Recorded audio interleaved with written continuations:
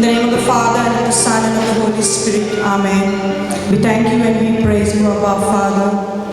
Thank you for this day. We come in the name of Jesus. Thank you for bringing us here. Our Father, in the name of Jesus, we come before you to receive your word, Lord. Your word is spirit and truth, and it will set us free. We thank you and we praise you, Lord, when the word is ministered. It is written in Matthew 16:20, that Mark 16:20, that when the word is preached, you will accompany and confirm the word with signs, healings, miracles, and wonders. We thank you and we praise you in advance, Lord, for all the prayers that will be answered today and for the finished work of Jesus Christ. According to Hebrews 13:15, Lord, you have said, the greatest sacrifice we can give is the sacrifice of praise. So, our Father, today we are going to praise you and thank you for the awesome works of your Son Jesus Christ that shed his blood for us. More than 2,000 years ago, he finished, when he said on the cross, it is finished, and released all our blessings, Lord. Brothers and sisters, let's join together in singing the first song, Awesome God, because we serve and we have an awesome Father. In Jesus' mighty name we pray and thank you in advance. Amen.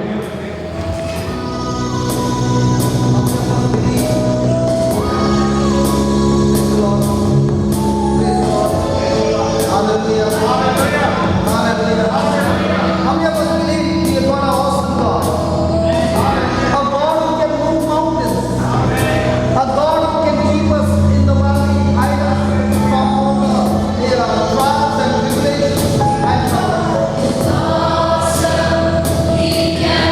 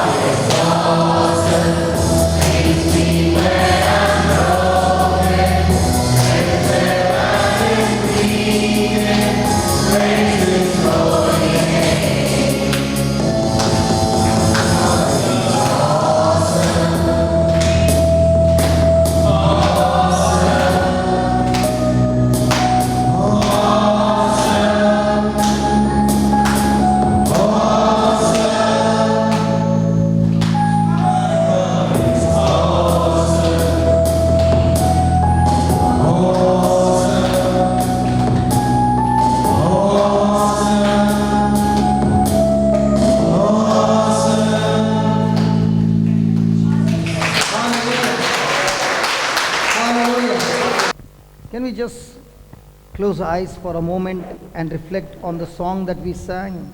My God is awesome. He can move the mountains. Take care of me in the deepest valley. Hide me and protect me from the rain. He's an awesome God, and there's none like him. Just put that. Heavenly Father, there are some of us who are facing some mountains. There are some of us who are in the deep valleys. Some of us who are facing troubles. Some of them are coming out of troubles, and some of us are getting into troubles. But as long as we breathe oxygen, Lord, troubles are going to surround us. But you are an awesome God who loves us and wants to teach us your ways, because you alone are the way, the truth, and through the truth that we apply in our life, we experience that life. So here we are, O Lord, all in different areas of our life, in pain and hurts, broken and scattered. But you, O God, are full of love and mercy, that you gather us, you mend us, you heal us, you make us whole, and you not only make us whole, you make us champions, that we will go around mending broken hearts. Lord, empty that we came on this planet Earth, and empty that we will go. We will not take anything from this earth, but we can take souls which were on the verge of being lost. We can take them along with us to heaven. So this afternoon, we have come before you empty. But Lord, even in our emptiness, you are the God who never forsakes us, never abandons us. You are the God who is in search of the lost sheep, and you come in search of us always. And Lord, it is only through you that we experience the freedom. My friends, the word of God says, when a person turns to the Lord, when a person repents, when a person is willing to change his thinking, his thoughts, and begin to agree to God's thoughts, God's words, at that very moment, the spiritual blindness is taken away, the veil is removed. And now the Spirit of God begins to work in his life and sets him free. So let us sing this song. This is not a song, this is a prayer that we are going to sing, believing that the same Lord who did mighty wonders among the heroes in the Bible, who made a lot of mistakes like St. Paul, but that did not change the future. He had messed up by persecuting the church, killing people, creating a havoc. But that same person, when he encountered Jesus, Lord changed his destination, God changed his purpose, and even after he's dead and gone, his work still continues.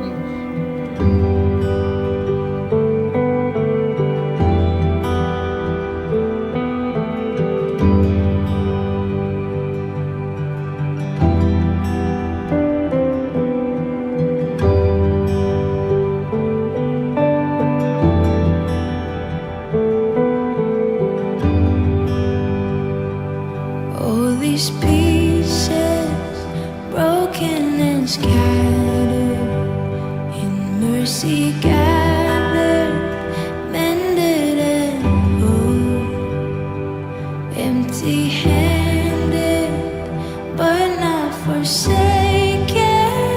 I've been set free, I've been set free.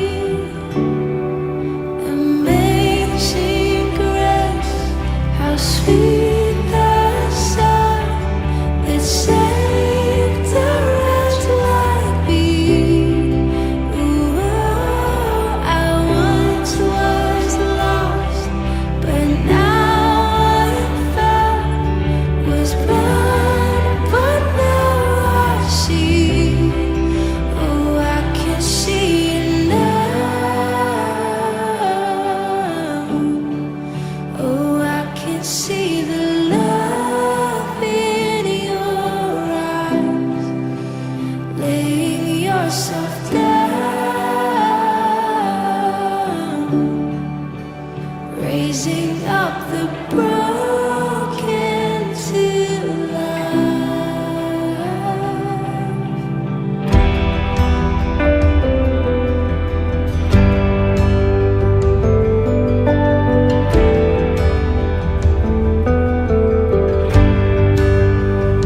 You take our failure, you take our weakness, you set your treasure in jars of clay. So take this heart, Lord, I'll be your vessel, the world to see your life in me. Oh, amazing grace, how sweet the sound that saved a wretch like me. Ooh, I once was lost, but now I am found. Was blind, but now I see. Oh, I can see it now. Oh, I can see the love in your eyes, laying yourself down, raising up the broken to life.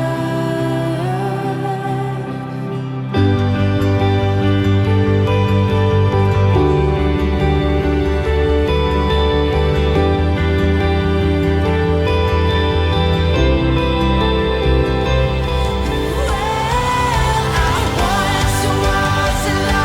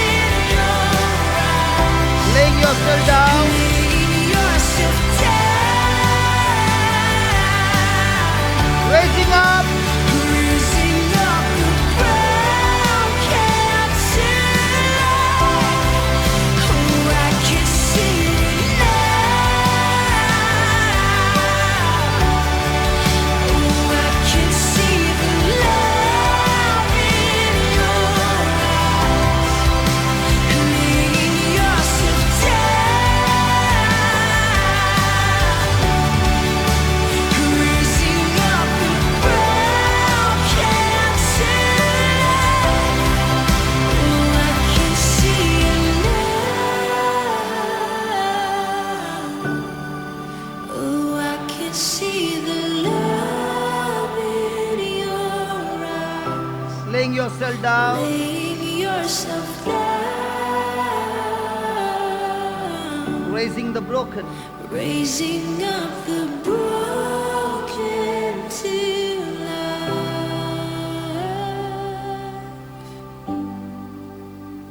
Thank you, Lord. Hallelujah. Hallelujah. Can you put the last slide? Before we sit down, can we just look at those words? I can see you now. Blessed are the pure in heart, for they shall see God. The ones who grow in love. God is love. And at this very moment, might be you have gone through some situations in life and being extremely condemned, being in extreme guilt. Today the Lord has a word for you because He has a great plan for each one of us. Hallelujah. So loving Father, here we are preparing, you, by the power of the Holy Spirit, you have prepared our hearts to receive your word. So speak to us, Lord, like small infants who are thirsting for their mother's milk, so are we thirsty for your word. Minister to us, Almighty God. You are the creator and there is none like you. There's nothing hidden from you, Lord. You have the truth. You have the words of wisdom. You have your love. And this afternoon we have come to you to receive from you the word, the seed, the milk that will strengthen us and help us to grow and come into an intimate relationship with you. So we are here to have that intimate relationship with you, Lord, and anything that is distracting us, taking us away, anything that is obstructing and blocking our way, coming to you, Lord, let it be broken. Let this preaching and teaching be made absolutely easy for all of us to understand and put them into practice. We thank you, we praise you in the glorious name of Jesus. In the glorious name of Jesus. Yeah, you may be seated. Praise God. Hallelujah. Hallelujah. You know, today, when many of you walked in, you saw us, fixing up the speakers and all these things. And you must be wondering,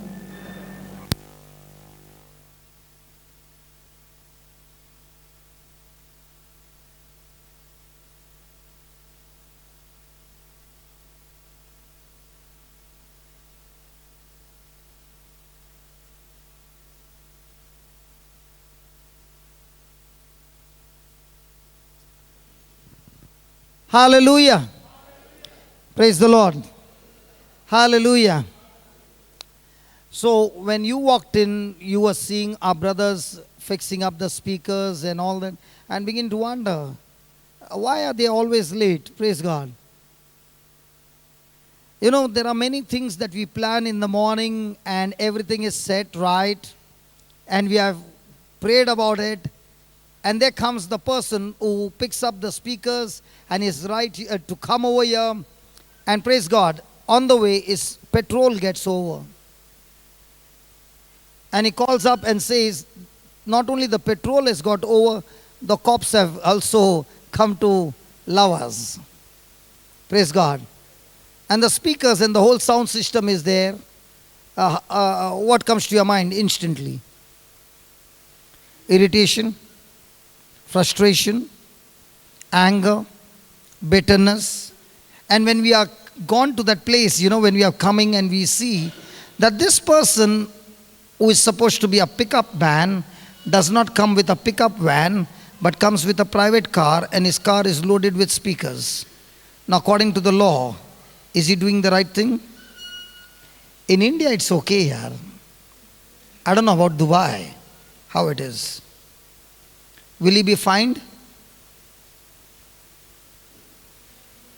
Do you all talk? Come on. Will he be fined? After how long he is going to come? God only knows. And with all these irritation trying to irritate us on one side, and on the other side, trusting God that God, anyway, this meeting belongs to you. If you want to run it with the speakers, praise God. If you want to run it without the speakers, we'll have to scream. And praise God, in that everybody will have to sit very close. But somehow, the meeting will continue. And what was surprising is that the cops helped them, but did not put a single fine, and the speakers reached here, and we were able to do the work. Hallelujah. Now, that's the topic that we are going to study today. Are you able to love a person who has really irritated your morning and made your program go late by half an hour? Hello? Are you with me? See, in our life, we focus on, I want to be this, I want to be that, and most of the things.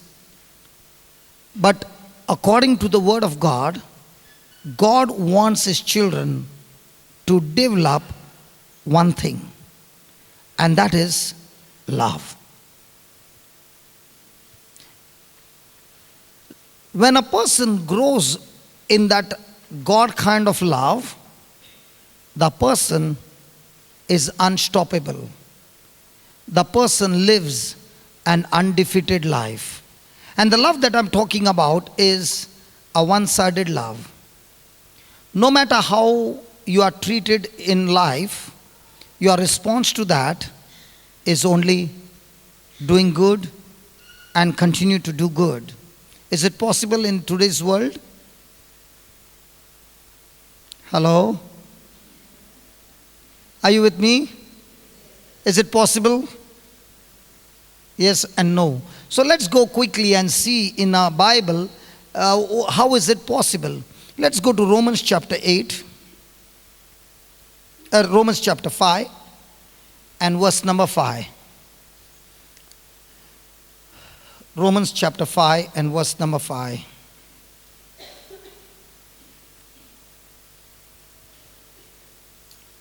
Hope, and hope maketh not ashamed, because the love of God will be shed abroad in our hearts. Is shed or will be shed? Now, when you read that word love of God, it is a love that is not an emotion. It is a love that is a decision, a commitment, which is not based on a person's performance. You know, there is a difference between human love and God kind of love. Human love is, if you do good to me, I will be able to love you. But if you trouble me, then I will not be able to love you. Is it right? So human love wants to love those who love you. Human love wants to love those people who are easy to be loved. Are there some people that they are very easy to love, and are there some people that you really go like a pressure cooker when these people come anywhere close to you? Come on. You don't have difficult people in life? Hello? Yeah. And human love is when my situations and my circumstances are all moving in my favor, then my love is expressed very beautifully. But here is God saying to us that when we were born from our mother's womb, we were born with a human nature, and the human nature is a selfish nature, a corrupted nature, a fallen nature, that all the time I'm focused on what will be my benefit. But there comes a time when a person makes Jesus the Lord of his life. At that time, Jesus takes that human nature of ours, the fallen human nature, the selfish nature, and nails it on the cross. And God takes God kind of nature or God's love and imparts or injects in our spirit, and now the love of God has been shared in each one's life who believes in Jesus the day we got born again. Hallelujah. Hallelujah. I've seen this very common in Dubai. When I go to the washroom, anybody's house, mostly 95, 98%, I've always seen a bathtub. Not there? And in the bathtub, there is always a tap, hot water, cold water. Correct? Now, if a person wants to have hot water or cold water, he has to go to that respective tap and open it to the degree that he wants, and then enjoy the bath, right? But let's say you wanted the hot water and you opened it. Do you get the hot water instantly? Pascal, what kind of a tap you got? Tell me, the moment you open the tap. Last month was so peaceful. He got married last month, praise God. Hallelujah. So, when you open the hot water tap, do you get the water instantly? In Dubai you don't get hot water when you open the tap? क्या यार टोपी लगाते यार ये लोग tap पे? You don't get hot water? Yes and no. Okay. In the beginning, you get only cold water, which is in the pipe from the tank to the tap. Now, if a person is impatient, what does he do? He closes the tap and he says there's no hot water. And he goes in for the next tap. So just as there are two taps, in the same way, the day we are born again, we are a new person, a new creation, having the old body, but requires a new mind. Again, I am a new creation, having the old body, but requires a new mind to operate. Because the change that has taken place, or the place where God has poured His love, is in my spirit. The day I got born again, He gave me the very nature of Christ as a free gift. But this body, to move into action, always obeys the mind. So now I have got a problem like a tap water. I got the cold water, which is my old nature, old mind, what I learned in this world. And at the same time, I've been born again and I have the mind of the Spirit, which is the hot water. So even though the love of God has been poured into me, that love of God will not be active in my life until I suck that love and allow it to flow from my life into others. So how will it be possible practically to love a person who is actually made a mess in my life? How am I able to love a person or do good or even think good about somebody who has got me into a mess? It's not possible, because in the natural human nature, my emotions are quickly triggered into negative emotions. Anybody has ever experienced that? Nobody. God bless you. Hello? Has anybody ever experienced that? Now, imagine for us that in us is the love of God. But at the same time, as long as all these years that we have lived in this world, we have learned through the world certain things. Anybody from Bombay? क्या झूठ बोलता है यार? Nobody from Bombay?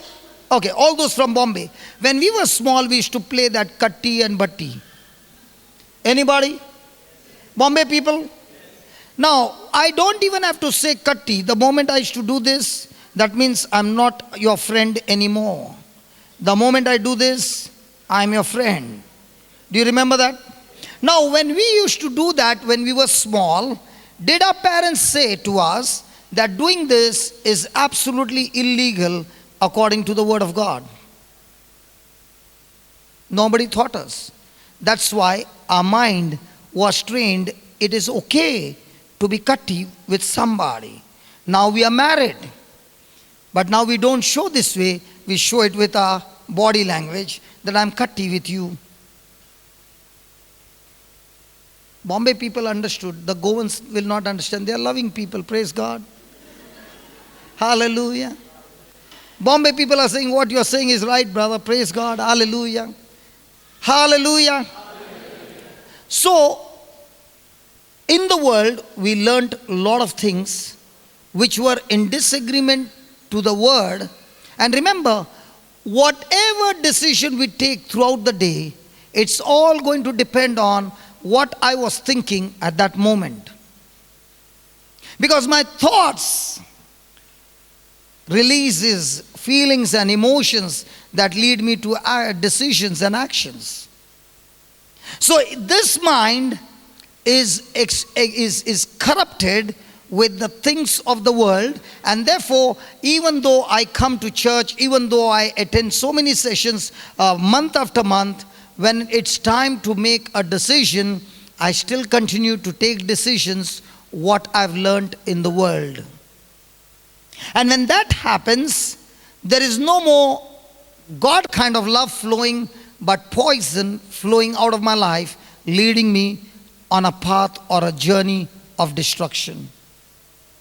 But on the other side, a person comes to a session like this, listen to God's word, and it challenges him to change his thinking. The word of God has the power to change your thinking.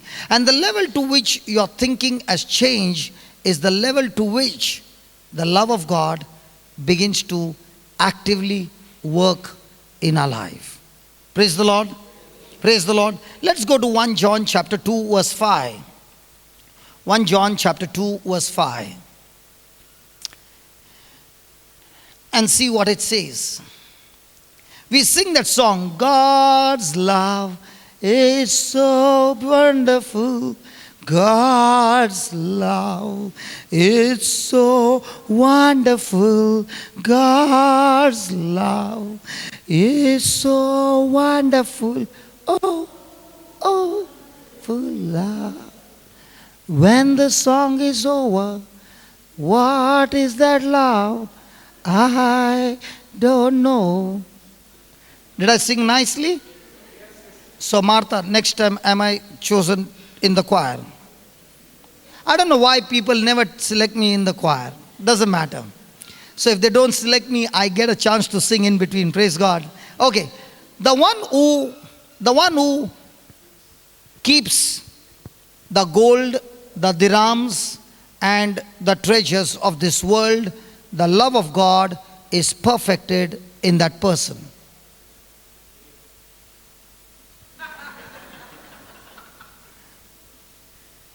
Hey, the one who keeps dirham, gold, diamonds, what? What do we treasure most of the time? The word or the words of somebody who hurt you? Whose word do we keep in our heart? You know what's the meaning of keeping the word in the heart and keeping the word in the mind? Keeping the word in the mind is like a person who goes every Sunday for Mass, and when the Mass is over, the person comes out and you ask him, what was the first reading? He does not remember. That's called word in the mind. What's the word in the heart? When a person meets you and is really angry, and you ask, why are you angry? And he can remember the mother-in-law said some words 20 years back, and he can recall. That's called word in the heart. So what's the meaning of the word in the heart? The word in the heart means you can chew that word over and over again and meditate on that word. You don't need to open the book again. It is like Jack and Jill went up the hill.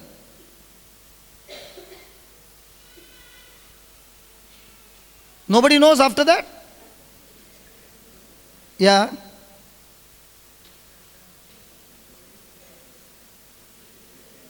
That's why he broke his crown.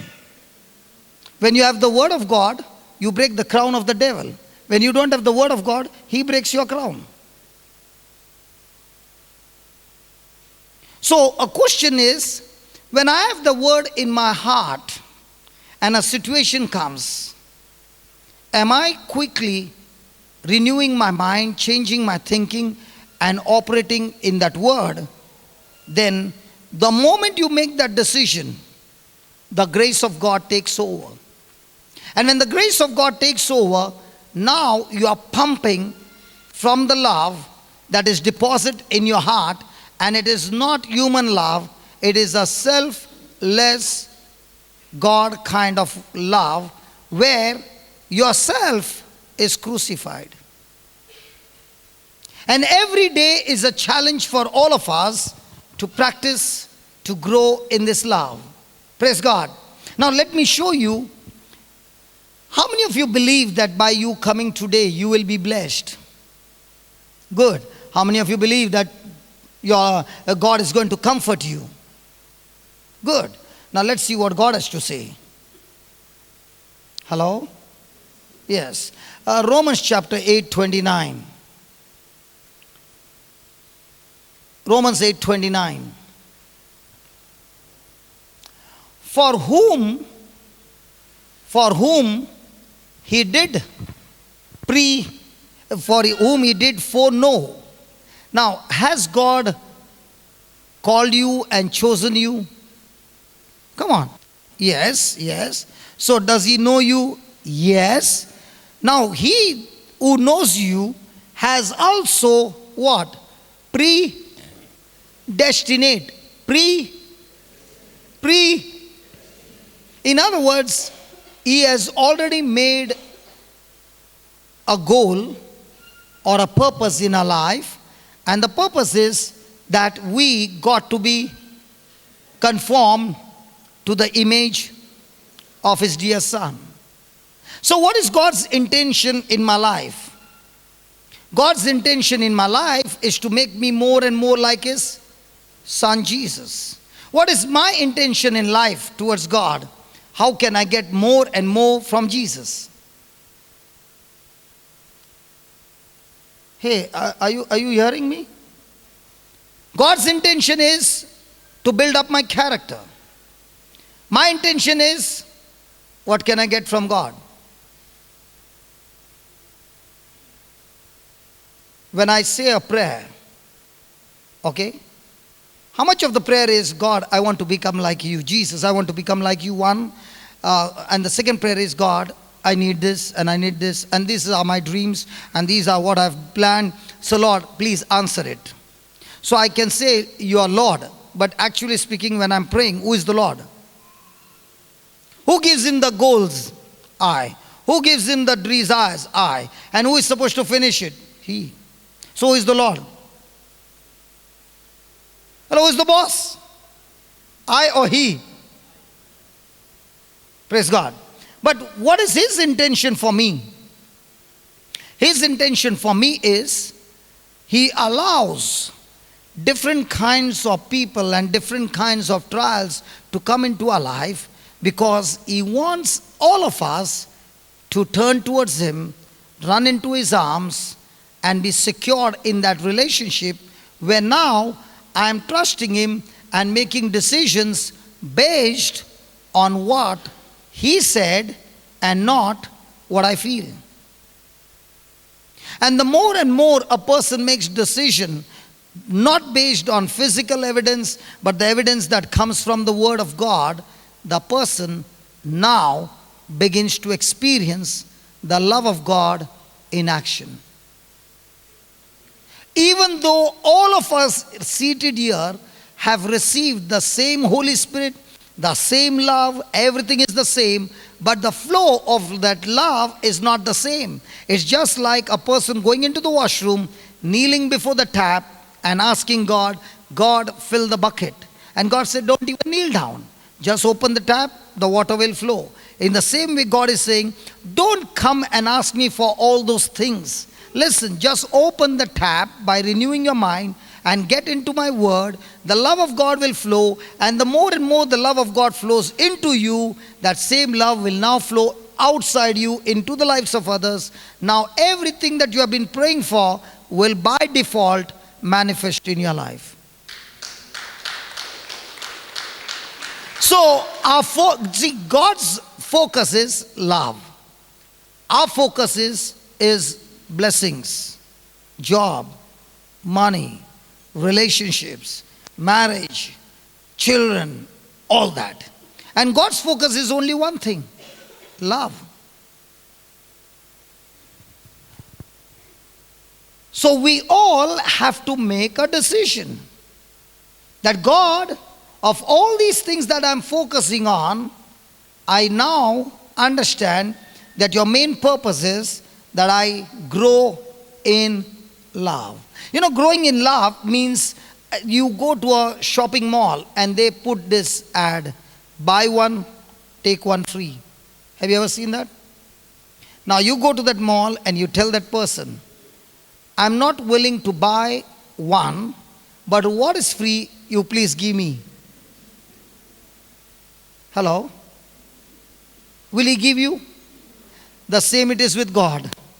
I go and tell God, don't tell me to operate in love, but please fulfill my desires. And he says, not possible.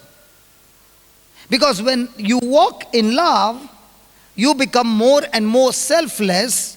Now, the blessings of God will come chasing you. But if you are going to chase the blessings, blessings are supposed to dodge you, because God never created man to chase blessing. He created man to chase God, to have a relationship, and blessing to chase him all his life. So whom are you chasing? The Lord or the blessings? And if it's the blessing, all your life you are frustrated, because God is interested in building up character, and I'm interested in getting the resources from God. And he says, a total mismatch, you are going to be frustrated. Can we just pause for a moment, close our eyes and ask ourselves, this afternoon, why have I come? Have I come to receive something from God? Or have I come to say, God, I've gone away from you, but this afternoon I've come to have a restoration of my relationship with you. I want to know you, Lord. I want to be with you. I want to know your word. I want to experience that life, because you are the way. There are so many ways that the world is showing me, and every way looks to be good. But those ways of selfishness that seems to be good ends up with destruction. So teach me, Lord, today how I can focus on your word, which will point me to the way. And the more and more I begin to walk that way, and the more and more I seek you through the word, you will reveal to me the truth. And it is that truth that sets me free. Hey friend, remember, it is the truth that comes from the word of God that sets you free. Free from sickness, disease, any kind of addiction, bad habits, whatever it is, every work of the devil, the truth is what sets you free. And the more and more we apply this truth, the more and more we experience now the life that Jesus came to give us in abundance. So make that decision. Oh Heavenly Father, thank you for showing us that your intention or your desire or your main purpose for us is not that we serve you. Your main purpose in our life is that we become more and more like Jesus. And to become more and more like Jesus, you said, the one who keeps my word, the one who abides in my word, the one who submits and agrees and obeys my word, in him will flow the love of God and bring perfection in that person's life. So Lord, I'm mostly interested in how can I serve you, others through you. But Lord, you're not interested in me serving others, but you are interested in me being changed and transformed by the renewing of my mind to become like Jesus. And the key to this transformation is love. Every day in our life, oh Lord, we face trials and troubles. Some of them really come to hurt us. Some of them stand right opposite to us physically and abuse us and insult us and hurt us. And in all this, oh Lord, you want us to practice that love and to draw that love out of that fountain that is in each one of us. So here we are, oh Lord, asking you to teach us how is this possible, that we are able to draw this love out of us and bring it into manifestation. We thank you, we praise you in Jesus' name. Amen. So write down a few points and then we will study. Write down.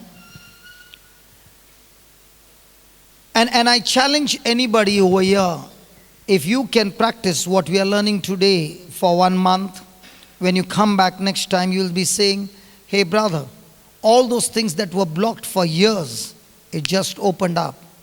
Because when a person is walking in that agape love, Satan gets confused, all the blocks are destroyed, and the person's relationship with God becomes extremely powerful. The person's whole character changes. Remember, it is my character that leads me to my destination. My attitude decides my altitude. So write down, development of my love walk must be my primary focus. Development of my love walk must be my primary focus. Failure to develop this God kind of love, failure to develop this God kind of love within me will cause me to be weak in character. Will cause me to be weak in character.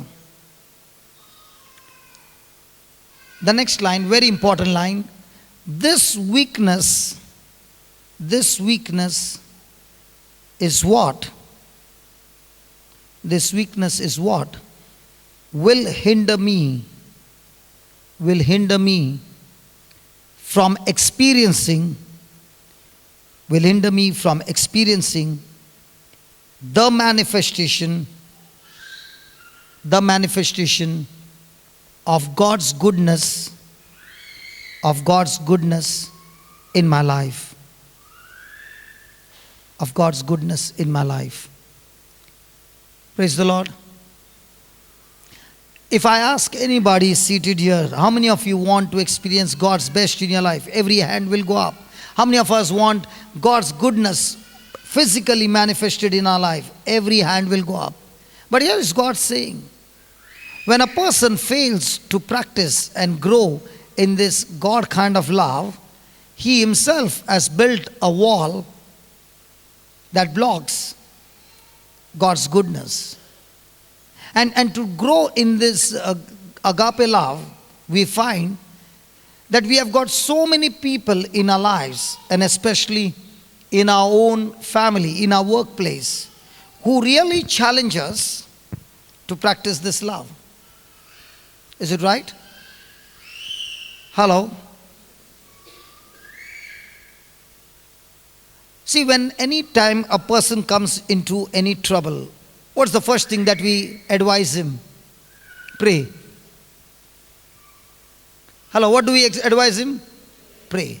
But do we advise him that when you walk in that agape love that you're walking in will destroy the walls that are coming against you and bring forth manifestation of God's goodness. See, a person can be a champion in praying, but at the same time live a life of emotions and get so quickly triggered away, so quickly bitter and hating and all those things. The moment a person goes through that, the person is no longer connected to the kingdom of God, but a person is connected to the devil. Let me show you this scripture and then we go ahead. Go to James chapter 3. We have learnt it again and again. We got to learn it again. How many of you remember the scripture number? 3? Good. You know, today I met a person. And this person said, when somebody connected me to you, I was extremely angry. I was extremely bitter. I even, used the wrong language to the person who connected you to me. But then, the CD which was given, I began to listen to it. And as I began to listen to the CD every day going to work, the CD worked miracles after miracles in my life. Now my journey to my workplace became a blessing because now I'm listening to the truths before I go to the office. When I'm coming back home, I'm listening to the truths. What did the truth do? Changed his thinking. He began to renew his mind, change his thinking, and now began to agree to what God's word said. That doesn't mean the troubles were gone. The troubles actually helped him to practice agape love. See, when trouble comes, our mind quickly says anything that is negative is evil. Because we have been trained from childhood, anything that is in opposition is evil. It's not evil. It is an opportunity for me to practice agape love and grow stronger. Let's say you are in the gym and the coach gives you a dumbbell every day only to pick up on one hand, and the other hand for 6 months no exercise. After 6 months, where do you think the muscles are? On the right hand. What about the left hand? No muscles. Why did the right hand get muscles? Because there was pressure. So now that doesn't mean if pressure comes on my hand, muscles will grow. When pressure comes on my hand in the right way, the muscles will grow. The same pressure, but lifting up the dumbbells, if I lift it wrong, it will tear my muscles. In the same way, when pressure comes in a life and you begin to realize that this pressure is not meant to kill me, but this pressure is for me to learn and get trained to practice agape love, then you are getting spiritual muscles and you become a champion in taking those pressures and having a mindset of a victor. But the moment you look at the same trial and the same trouble and you get into depression and you get into a negative mode and negative emotions, you have already been defeated before the match can start, because in your mind you are already a victim. So most of the time, what kind of a mindset do we have? A victim mindset or a victorious mindset?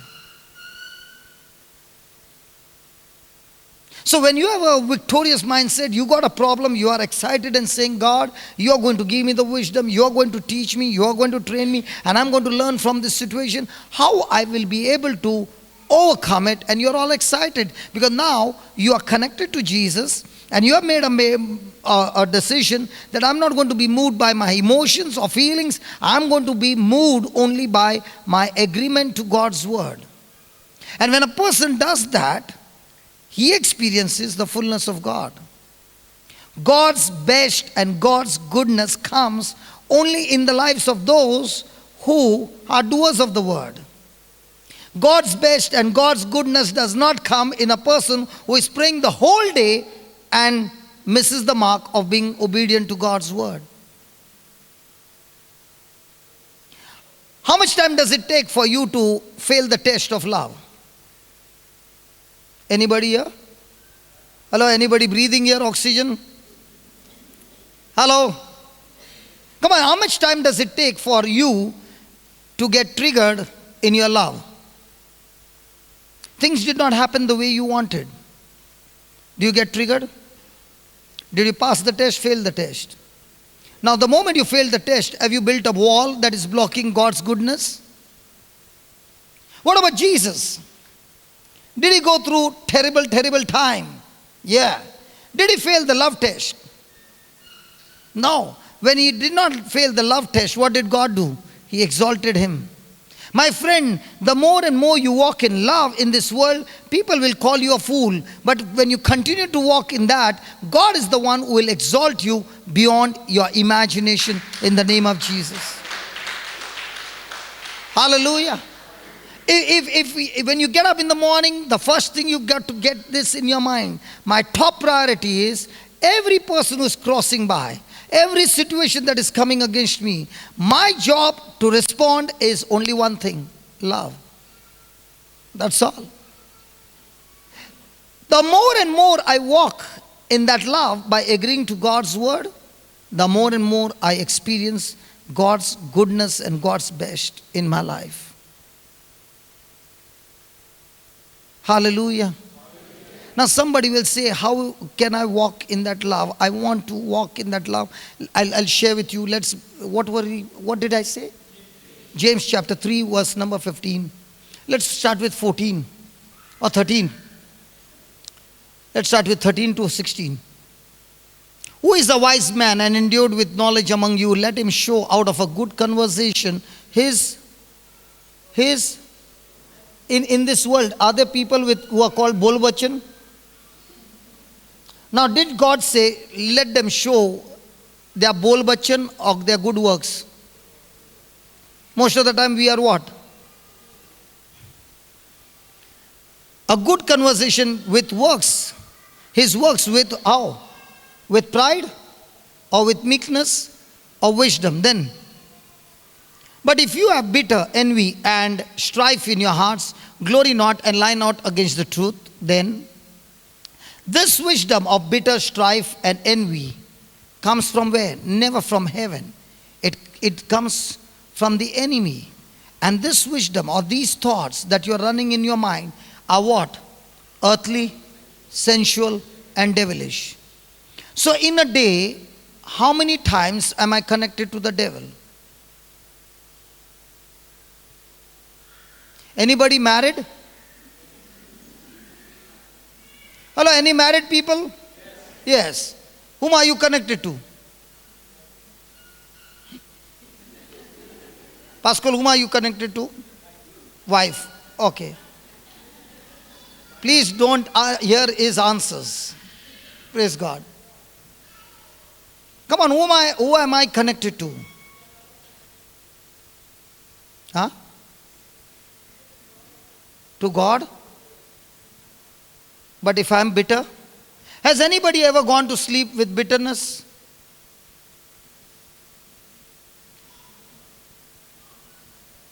Anybody has gone to sleep with worry? So whom am I connected to?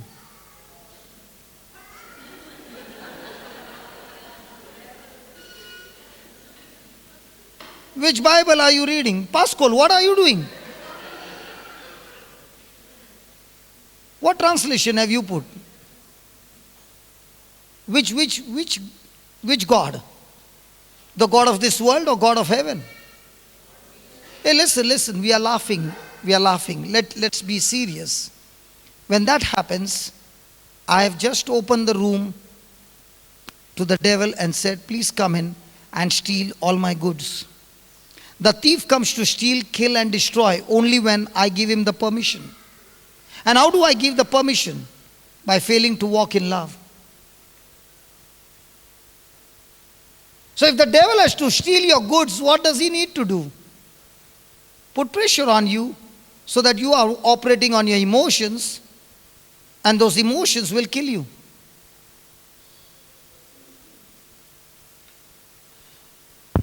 The next line. Look at the next line. For where there is envy and strife, there is what? Hey, my friend, if you are bitter and you are making some decisions, let me tell you, your decisions are not coming from the Holy Spirit now. They are coming from the devil.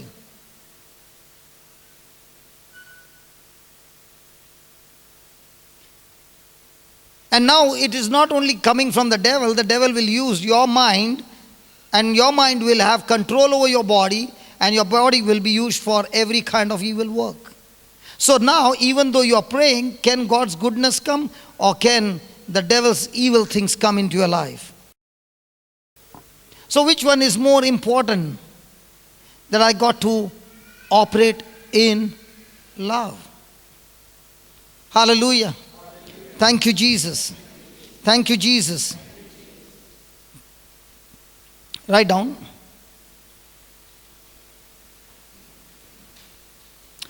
Before we write, now all that we heard, do we find ourselves weak in this area?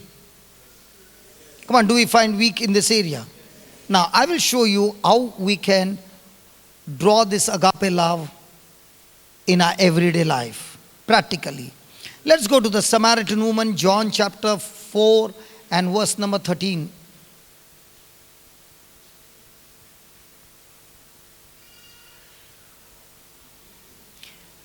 Now, here is a Samaritan woman who has been living a sinful life. She has already got married 5 times, not satisfied. She is living with the 6th one, not married. And now she is going to encounter the 7th man of her life. And now she is all satisfied. His name is Jesus. And Jesus wants to change her life. And he comes and begins to speak to her and asking her the water. Now, a Jew will never have anything to do with a Samaritan woman. And this woman says, hey, come on, how can you ask for water? You are a Jew and you can ask water from a Samaritan woman?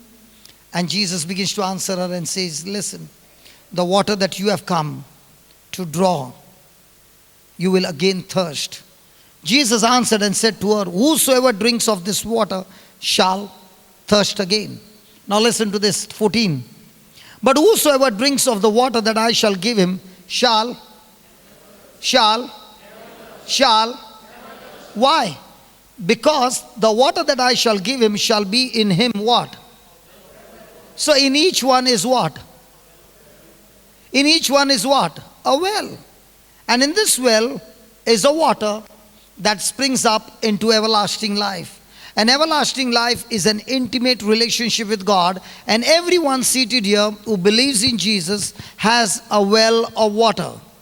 Say that well. Say that again. Say that again. So where's this well? In us. Can we feel it? Never. But is it there? Yes. So if I can't feel it and you can't feel it and you're saying it is there, how can I know? I can know just the way I look into the mirror and I've never seen my face, but yet I choose to believe my face looking into the mirror. In the same way, I learn to believe in the unseen looking into the mirror called the Bible. Praise God. Hallelujah. So in us is a well. And this well is filled with water. What kind of water? Everlasting water. Or God kind of love. Praise God. Now, how am I going to draw this water out? Isaiah chapter 12. Isaiah chapter 12 and verse number 3.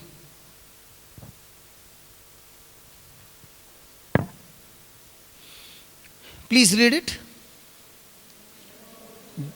Okay, let's go to 2, brother. Can you go to 2? Because that word therefore came.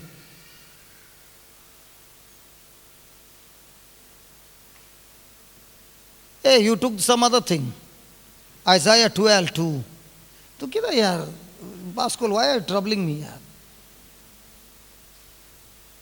Behold, God is my. God is my. God is my. In other words, God is my healer. He is my deliverer. He is my savior. He is my protector. He is my provider. He is my everything. That is salvation. I will trust. I will. Now, I think every month I ask this question. Let me ask again this month. What is trust? Answer is still the same. Because we have failed to change our thinking. What is trust?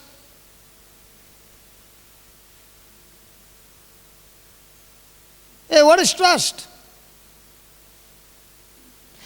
Divine mercy prayer. many of us say the Divine Mercy Prayer. What is there in the picture? Jesus, I have faith in you. Very good. So what's the difference between faith and trust?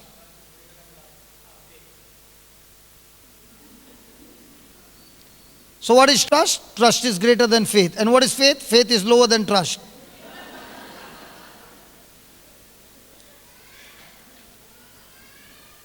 What is trust?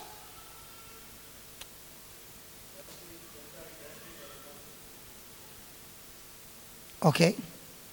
See, when I'm believing in faith for something, and that something that I'm believing for does not get manifested for a long time, what happens to my faith? It starts wavering. So what I'm believing for, when it is not manifested, my relationship with God starts wavering. That's called faith. But when it comes to trust, it means whether I get the result or I don't get the result, my relationship with God is not based on the promise being fulfilled. My relationship with God is based on what He has already done for me. That's called trust. Hallelujah. I always give that example about Shadrach, Meshach and Abednego. Were they put in the furnace? Were they trusting God? Yes, because they told the king, we will still not bow down to you, the idol that you want us to bow down. If our God saves us, praise God.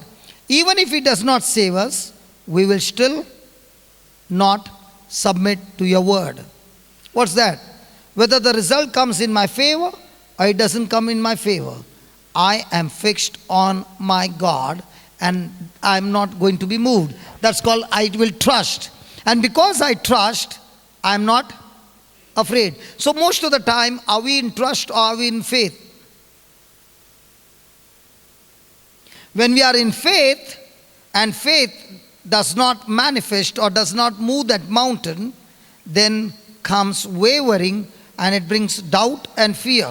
So I will trust and not be afraid, for the Jehovah Lord is my strength and my song.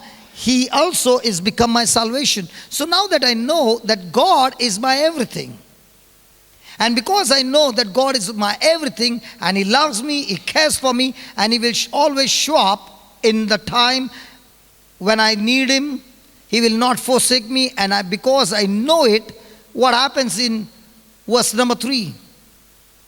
Verse number 3. With joy. He did not say with happy. Now what's the difference between happy and joy?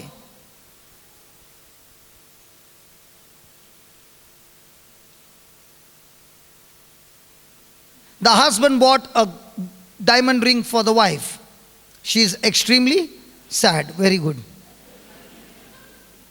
The same husband forgot to wish her for the birthday.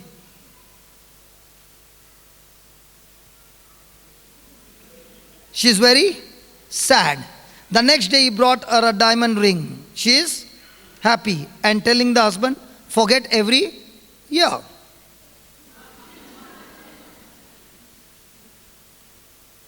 So happiness is depending on what? Different performance. Joy is depending on what? Because I know that what God has promised me, my mind is stuck on it. It produces joy. It produces peace. I know it will manifest because God has promised me.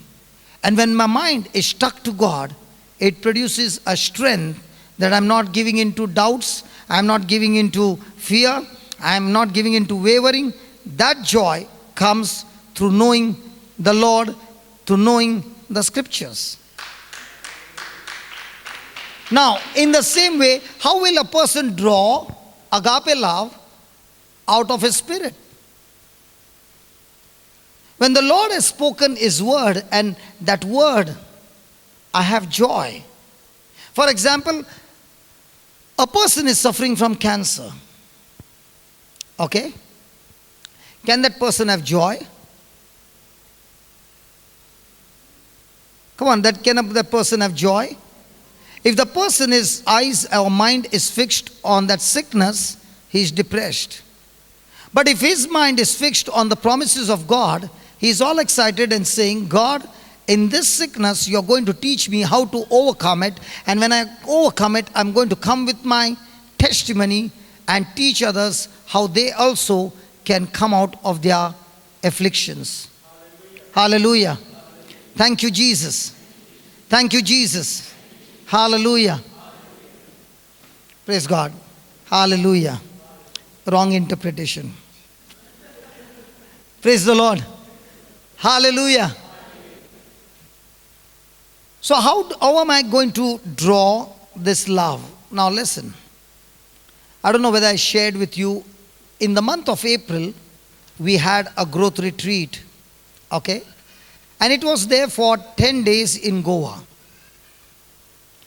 The first day of the retreat, at 6 o'clock in the morning, the Lord inspired me and said, I want you to fast.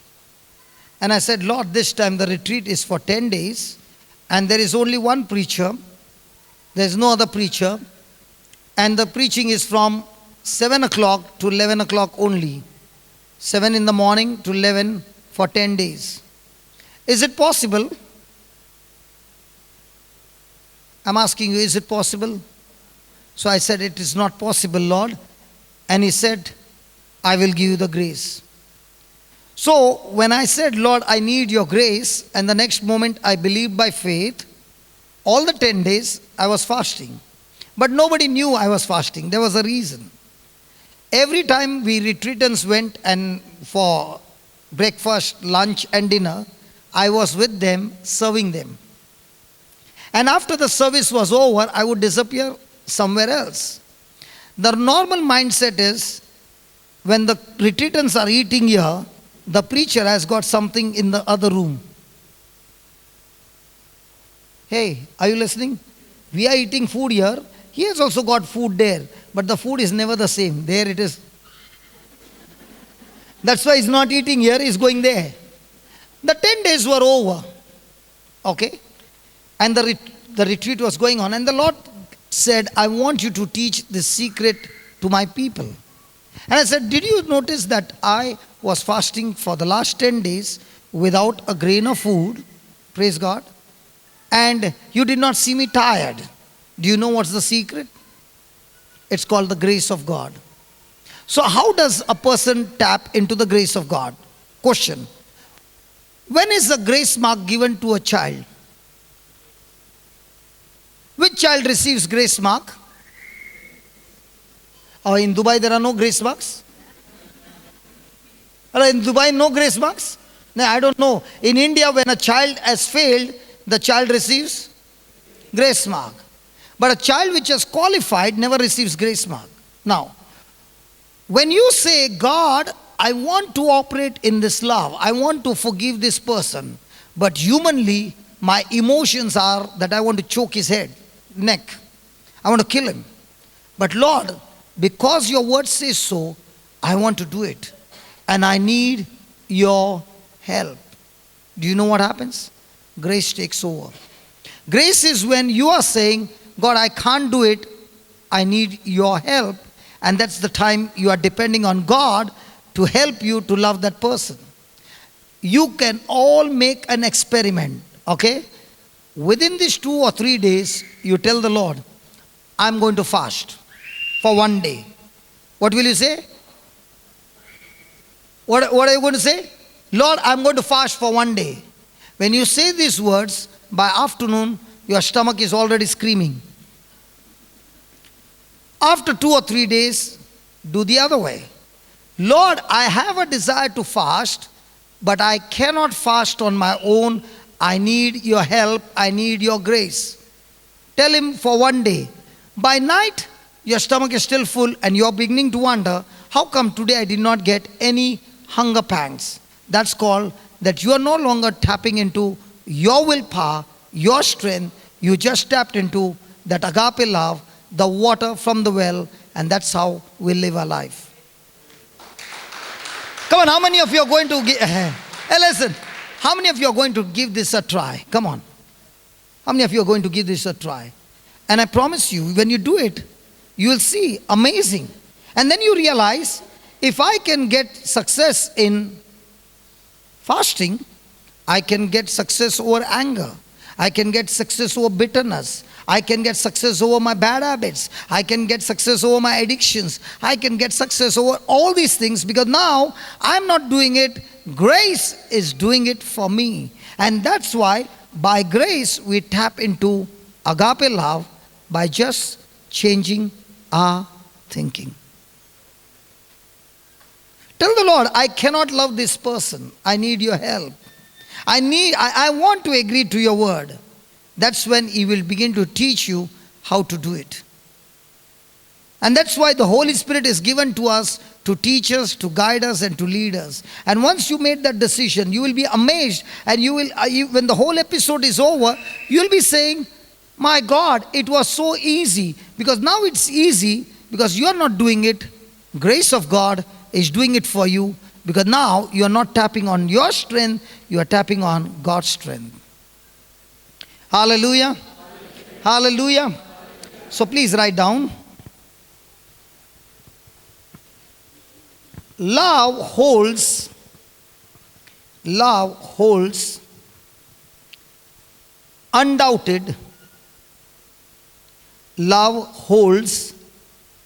undoubted superiority over all other forces. Love holds undoubtedly superiority over all other forces. My failure to develop in love will adversely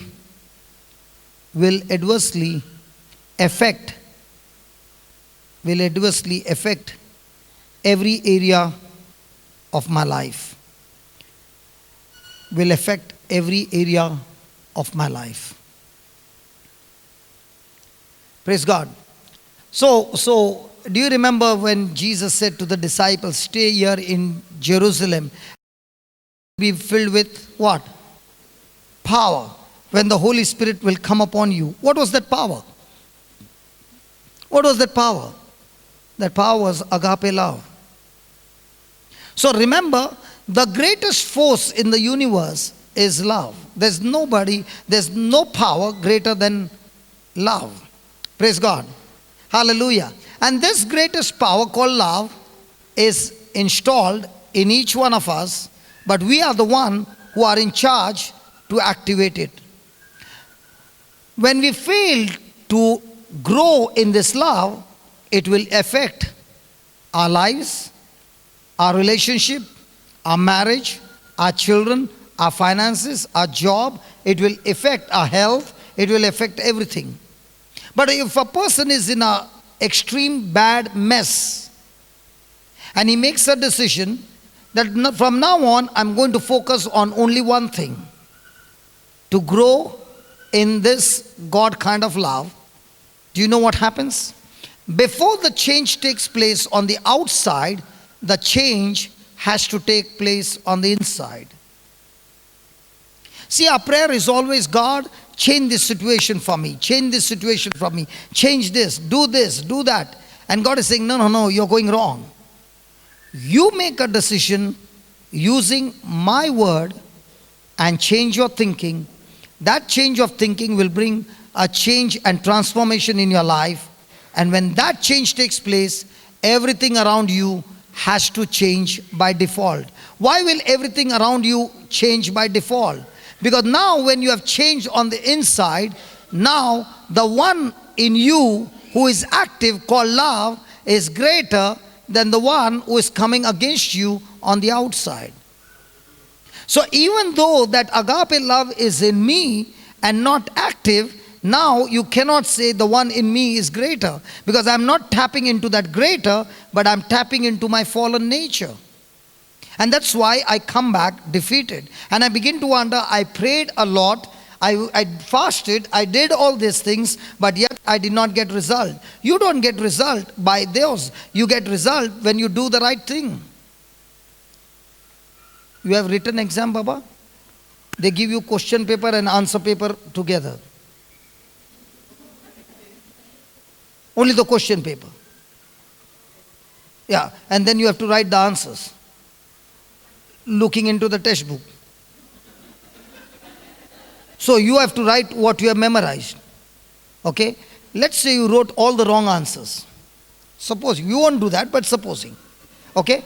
And you are going and saying, Mama, pray for me that I get distinction. Possible? Possible? No. So here many people are doing that. We all come for a session like this. We listen to the teacher teaching us the lesson number 1. And now when they go out of this door, the exam starts. You got the date, no? Which date the exams are? This exam is any moment. Now even when you are sitting, something might happen and the exam will start.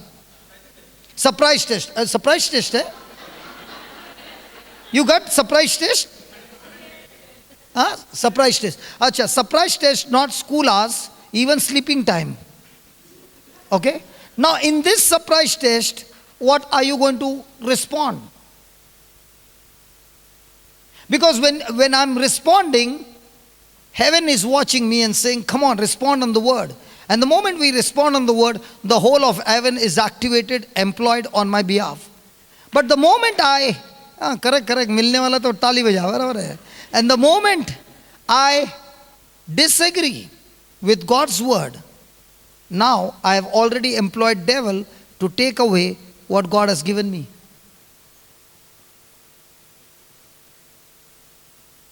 So just because I came for this class does not mean I get blessed.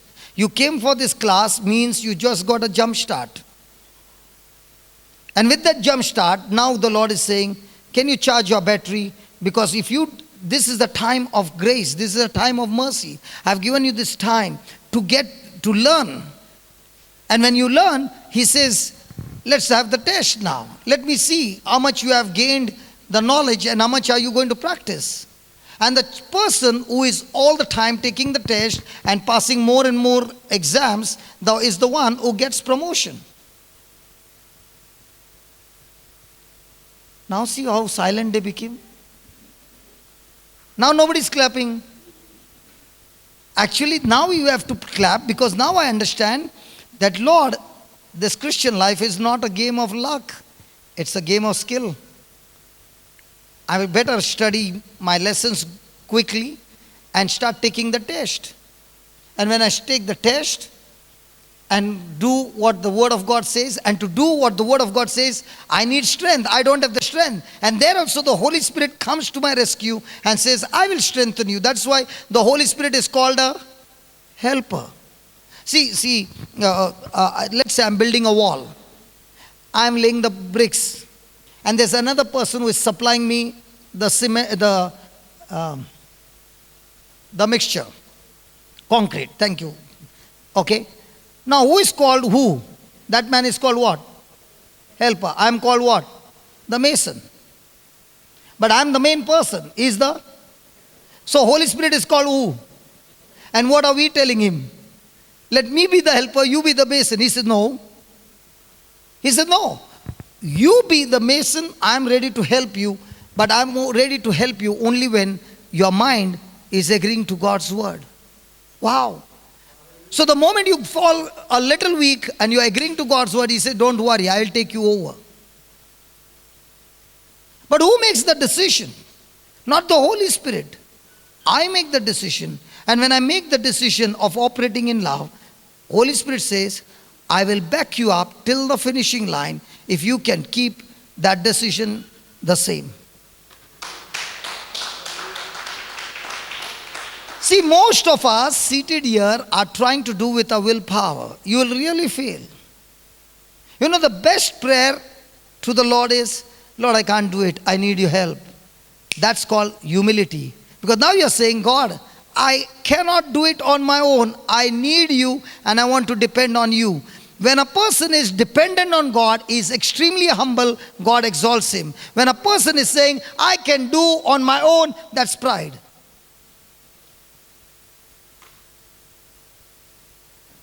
Thank you, Jesus. We had a life station of the cross many years back when I got changed, okay, converted.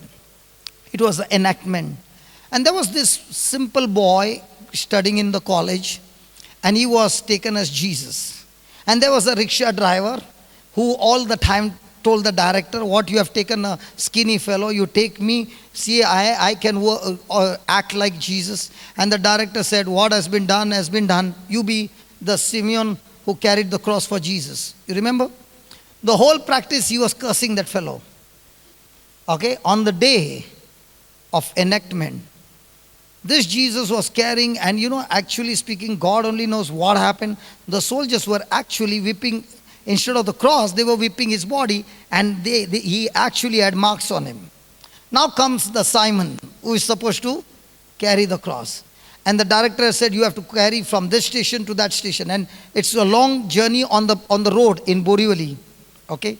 So he is crossing about 100 meters or much more than, or about 100 meters. He is carrying on the cross. And then the soldiers hand over the cross back to Jesus. Okay? And they are supposed to kick this fellow, the soldiers, and he has to go into the crowd and disappear. That was the thing. So he is brought on the stage, and this fellow is carrying, and they take the cross and put it on Jesus, and they kick him, and he has to go into the crowd.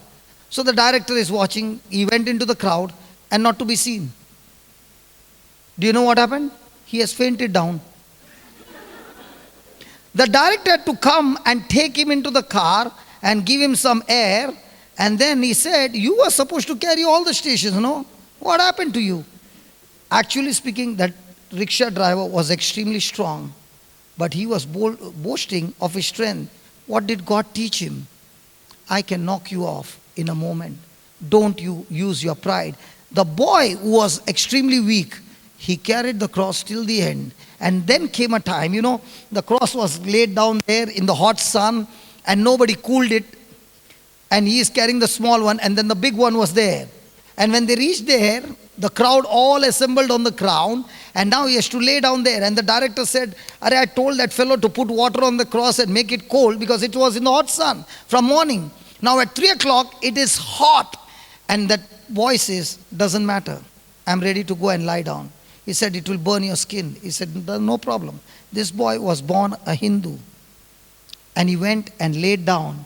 We could not touch the cross. And he said, I don't know, a power of God is on me.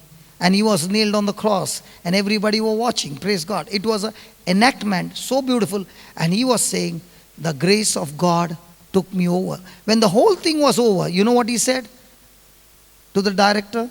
I was fasting the whole day.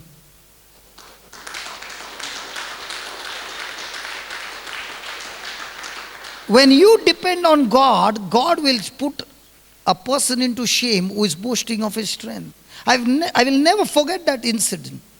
Every day he used to tell the director, what a weak person you have taken. He will not even go 3 stations, he will be knocked off. And he himself got knocked off. So the more and more I say to God, God, I want to love this person. I know when I hate this person, I'm doing something wrong. But please help me. I want to forgive. I want to love this person. Please, can you give me the grace? You will find a supernatural agape love flowing into you. And now when you see that person, you are looking at that person with mercy. Let me show you what is agape love. Is there any mother? Is there any mother here?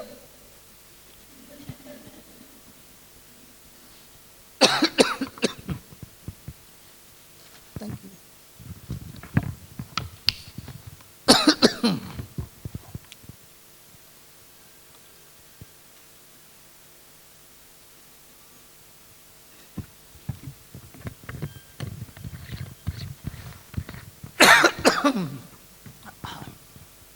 Praise the Lord.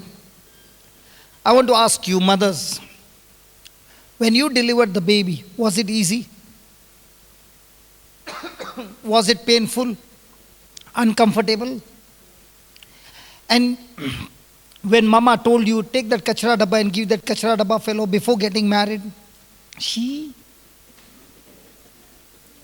I'm not going to touch Baba. Now the baby came, and the baby, you were playing, and purr, purr, purr, all over here. Now you said, "Chi." What you did? Cleaned up the baby, changed the langot before putting the new langot, put Johnson baby powder. Come on.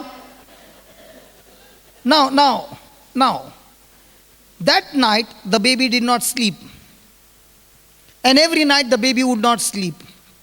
Was it irritating? Come on, all you mamas. You were vomit, you were cleaning, everything you were cleaning. How many times did you grumble?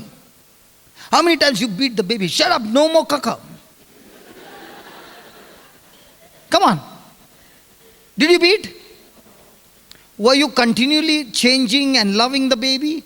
Was it one-sided? Or the baby stopped, that's why you started loving? Baby continued with her job. But were you continuing with love? What is that called? Agape love. Now the husband irritated you. Is there a agape love? Now which irritation was more? The baby's crying the whole night or the husband's?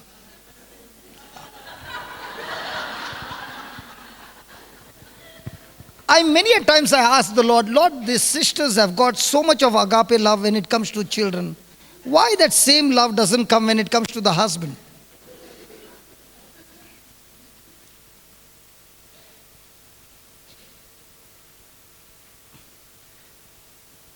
Don't laugh, brother. Too much of laughing will get you into trouble. Praise the Lord. Hallelujah. So what is agape love? Did we see? Acha, the baby grew up. Okay. Now the mama is saying, I don't want you to repeat this again. If you repeat, I will not spare you. The next day, what does the baby do? The same thing. Now what are you doing? Accepting, loving, or throwing her out? What is that? Even though it irritates, even though it's bitter, even though it's causing pain and suffering, but your love for the baby still continues. What's that called? Agape love. From where is it flowing? From your spirit. Why is it flowing? Because you have set up your mind. No matter what happens, I will not discard my baby. In the same way, when I have the word of God, I make the same decision. Praise the Lord. Hallelujah. Let's go to Matthew.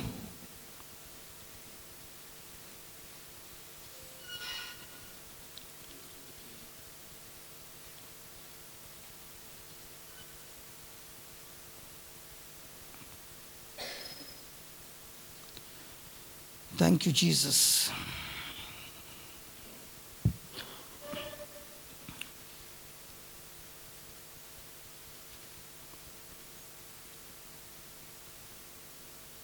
Let's go to Luke chapter 6, 27.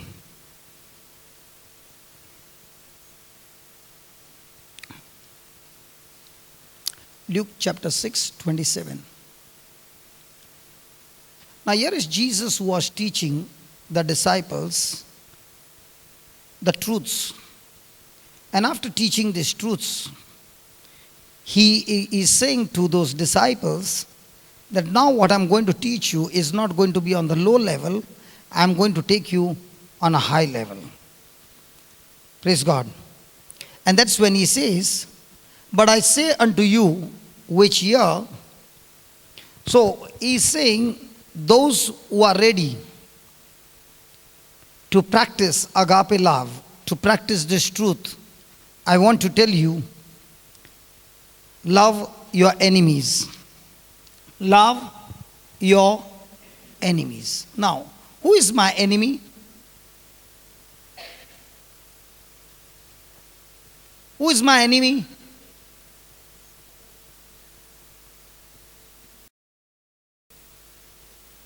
Satan. Who is my enemy? The one who hurts me is my enemy. And the Lord says, love your enemies. Okay, let's take it. A person comes and hurts you. If I am moved by my emotions, what will be my response? Extreme anger, extreme bitterness, extreme negative actions. Now, what has that enemy done in my life? That enemy has brought the worst out of my life. Is it right? Hello, is it right?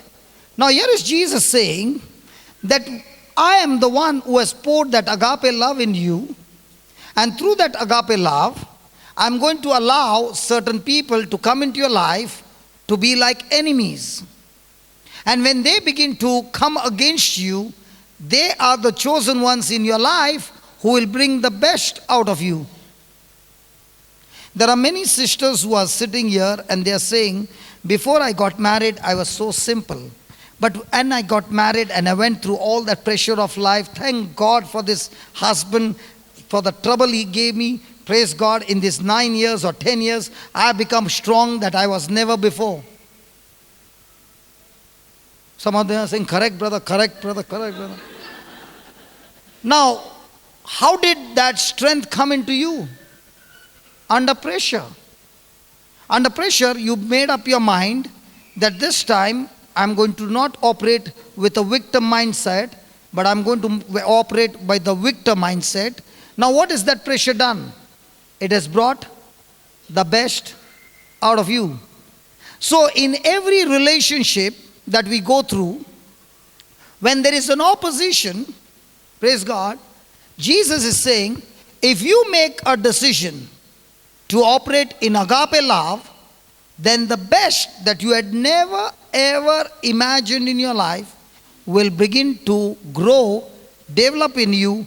And now when you see your past life, you begin to wonder, oh my God, I never thought I could be like this.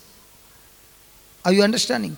So in every relationship that you go through, in trials and in opposition and in pain, there will be two things that will happen.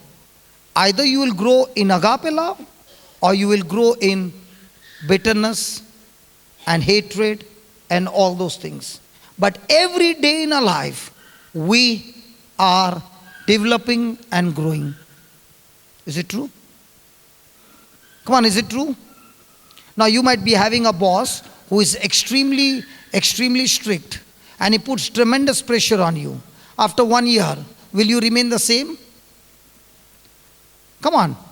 You are submissive and you are putting into practice. After 1 year, will you remain the same, or as he brought the best out of you? He has brought the best out of you. But the same boss, putting the same pressure, and every day you are cursing and grumbling and giving him all kinds of galis. Will the best come out of you or the worst come out of you? And what you are giving galis there, now you go home also and give gali. Come on. So what is Jesus saying?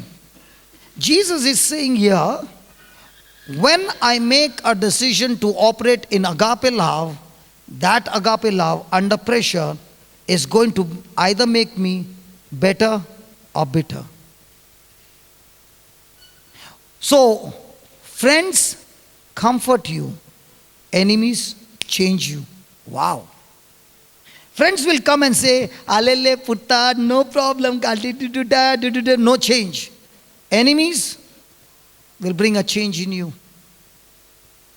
So what kind of change will come in my life? Is it going to depend on God, the devil, or me?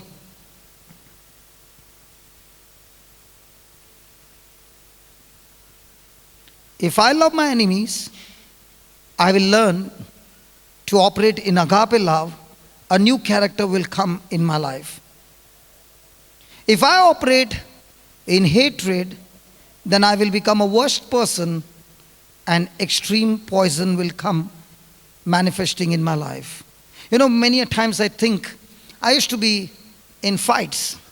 And I remember when I got changed, in my church, one person from the charismatic, he came to me and he said, listen, you cannot do that. I took him to the side and I said, do you know who I am?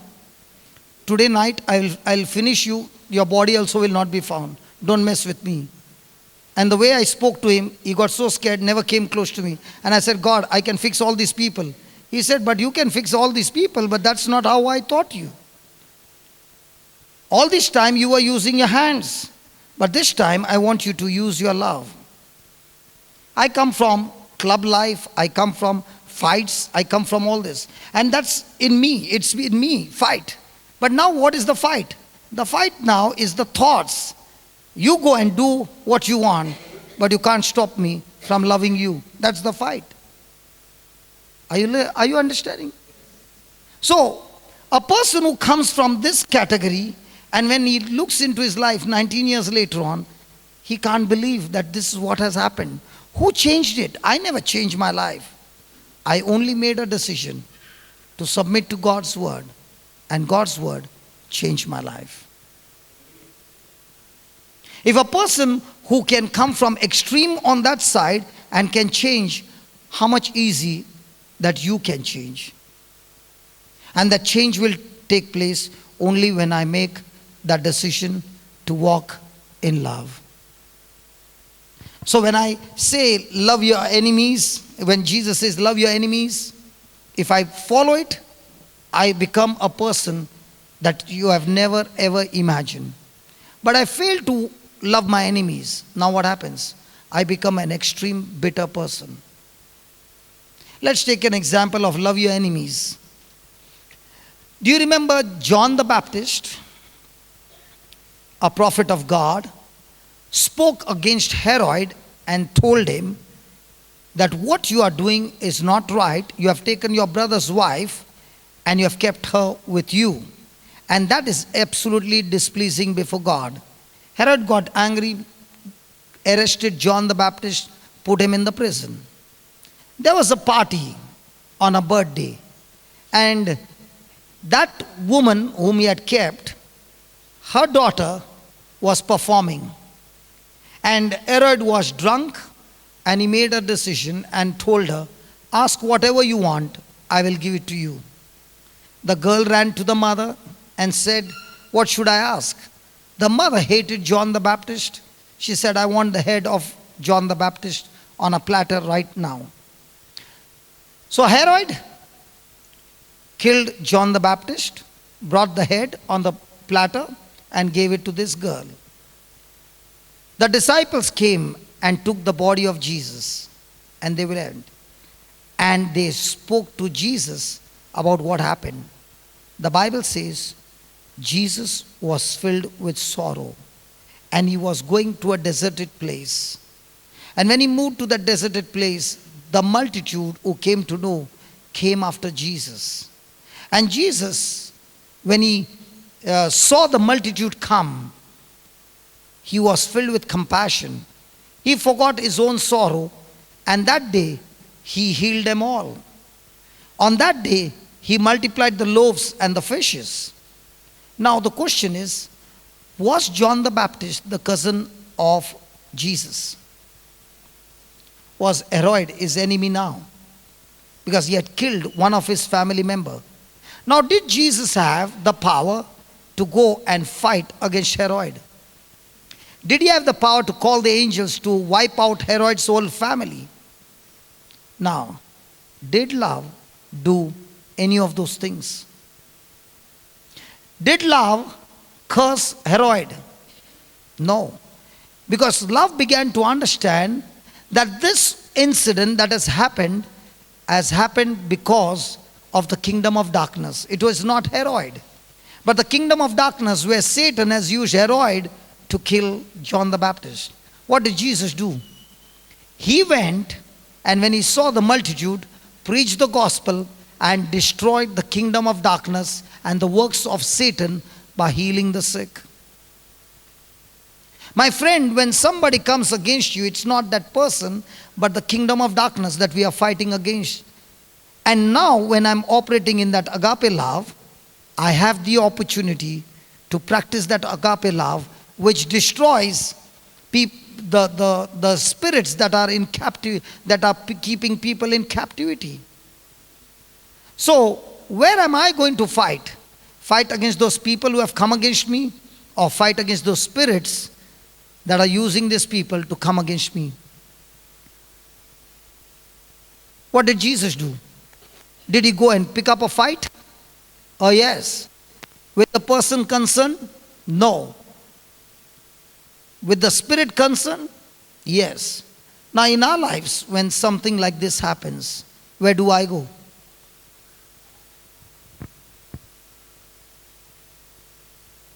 Whom do I fight against? The people who trouble me, or the spirits that are using these people to trouble you?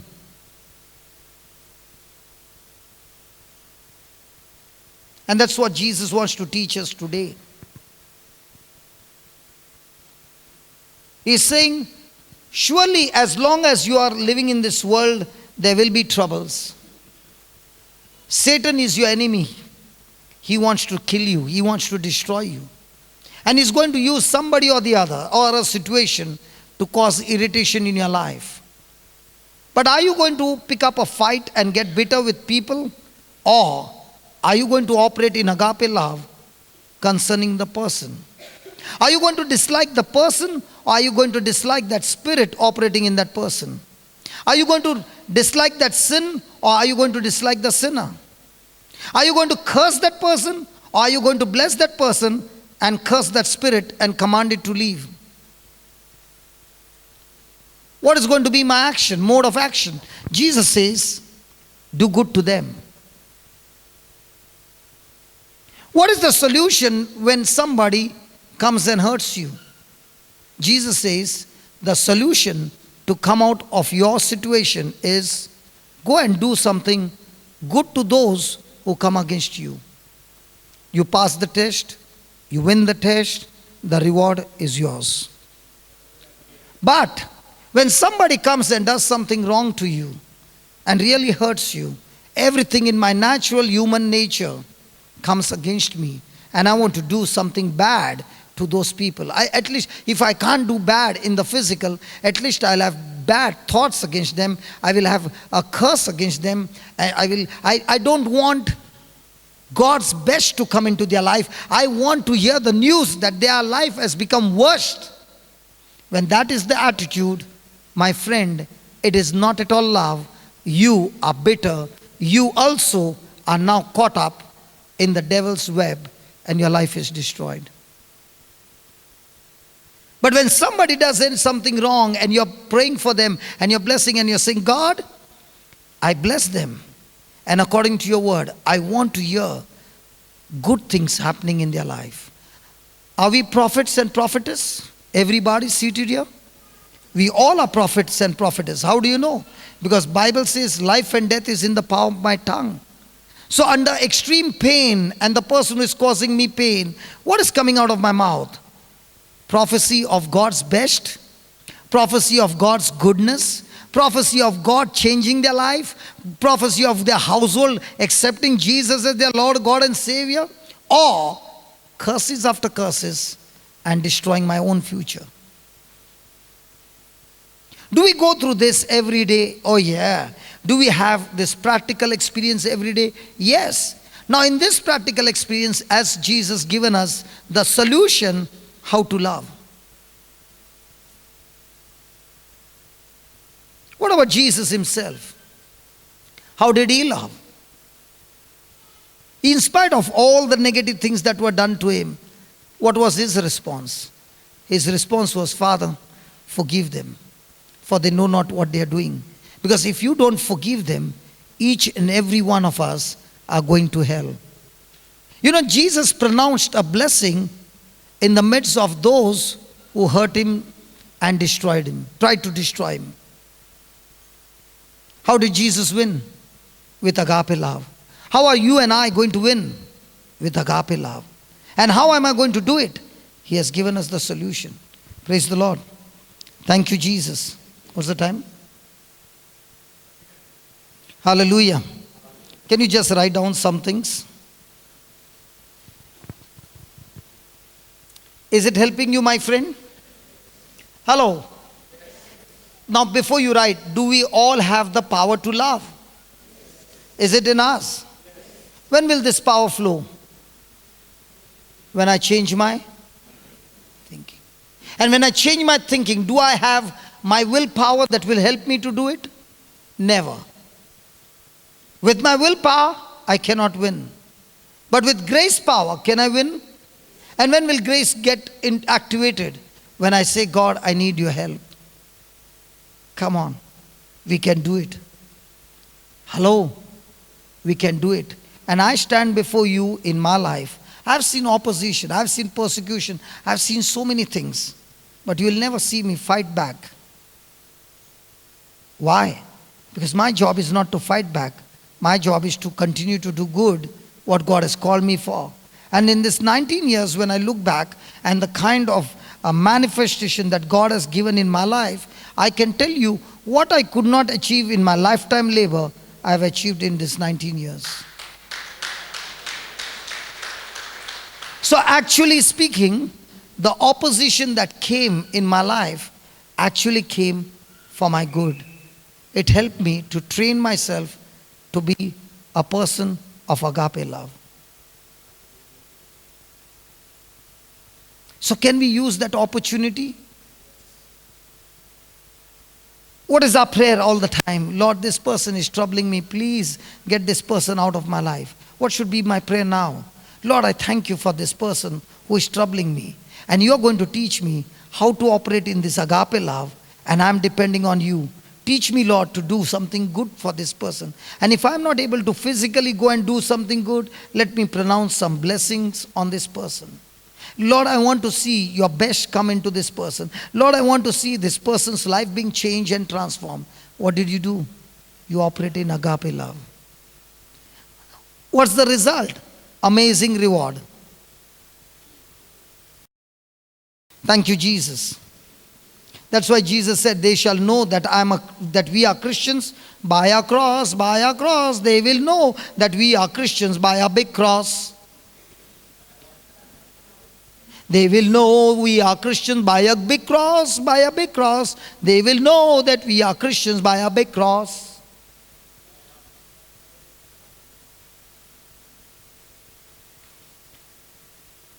Agape love does not flow by putting stickers on the car. You know, there was an incident that happened. There was a car which was going and it was following the car in front, and suddenly it became yellow and the person in front stopped the car. And the person behind thought, we can go together. Now the person had to put a brake. Both the cars came very close, did not touch each other. But the person behind began to honk. Wah, wah, wah, wah, wah. And the cop came, told the car behind, please take to the side. Did not ask a question, took that person inside and put the person in the police station. After 1 hour, the same cop came and said, I'm very sorry that I mistook your identity.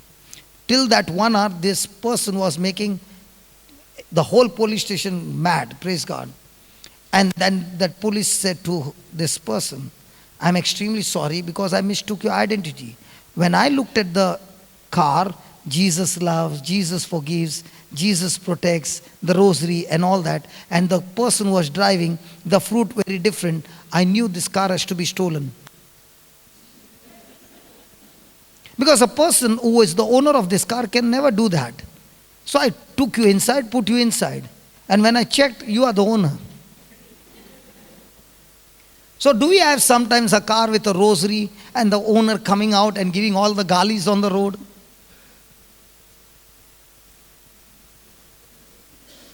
And after giving gali to Mother Mary,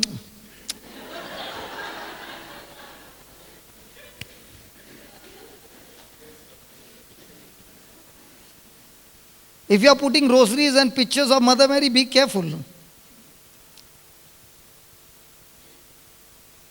Thank you, Jesus. Okay, write down. Human love loves those that love them back. Human love loves those that love them back.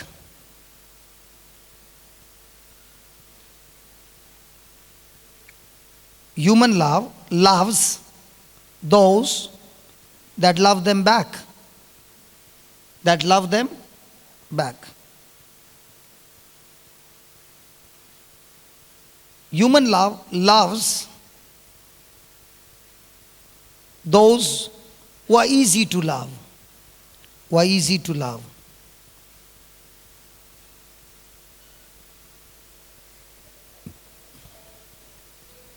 Human love loves when circumstances are good.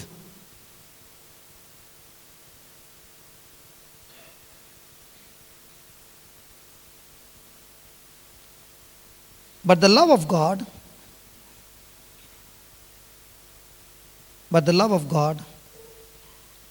empowers us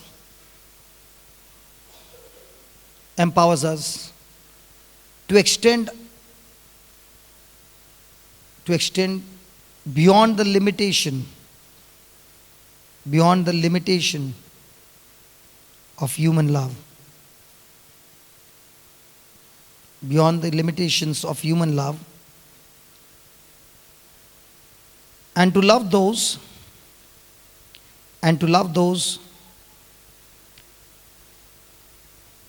that we would never love otherwise, and to love those we would never love otherwise.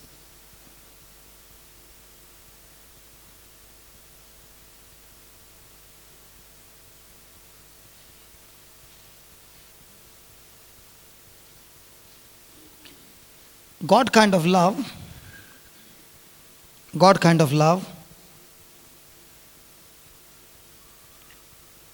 teaches us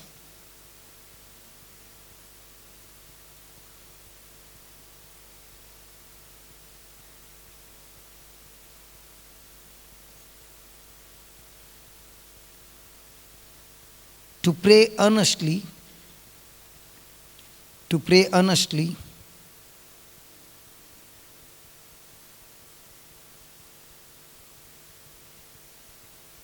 and love, to see God's best,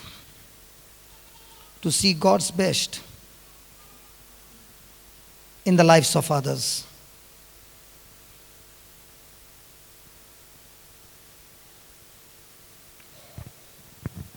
When we love those who come against us,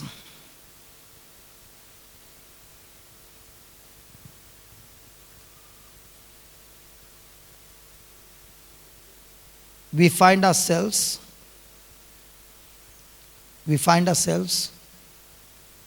transformed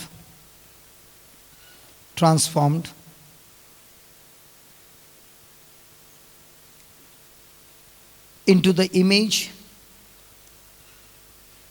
and likeness of Christ.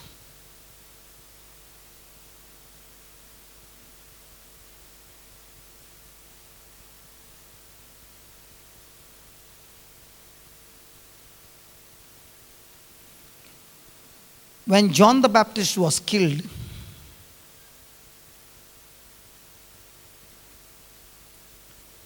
Jesus felt the pain of it. When John the Baptist was killed, Jesus felt the pain of it.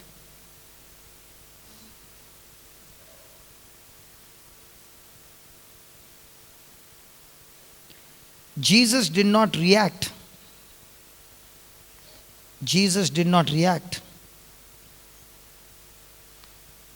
By putting a curse on Herod.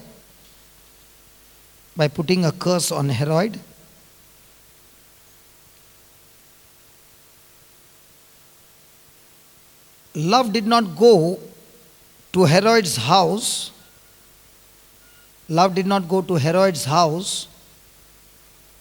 And pick up a fight.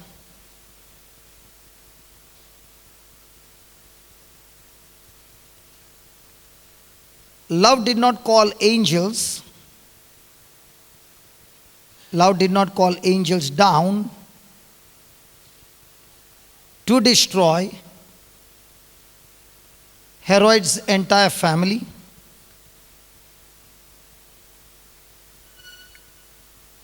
Love knew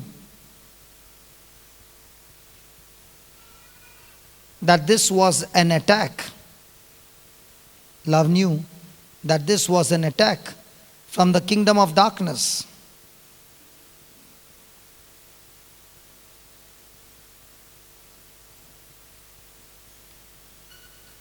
attempting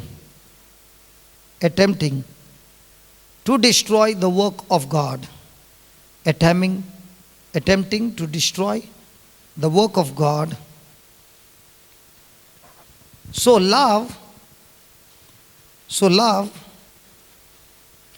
counterattacked. So love counterattacked the kingdom of darkness. Love counterattacked the kingdom of darkness and destroyed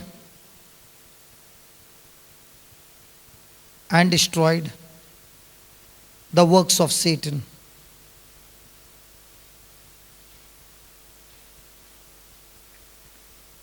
Love healed the sick.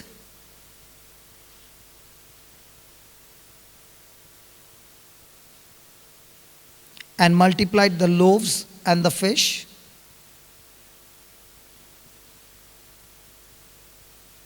And fed the hungry.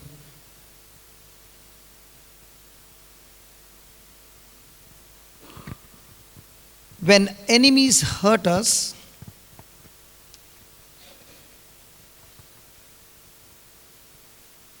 there is an extreme satisfaction.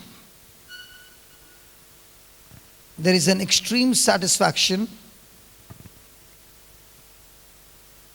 that comes from firing back. Extreme satisfaction that comes from firing back at evil with good.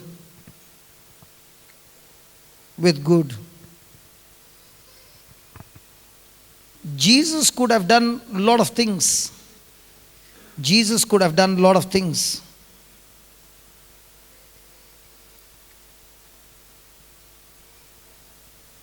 But he chose to be a blessing.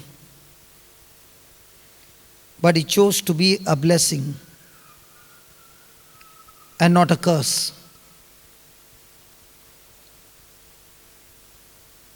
Chose to do good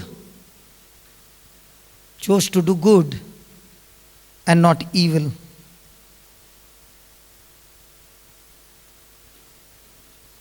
Chose to overcome evil with good.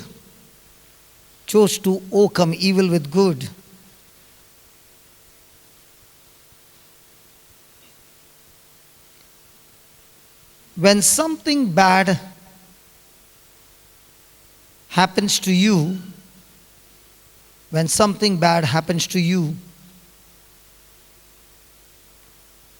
or your family, what will you do?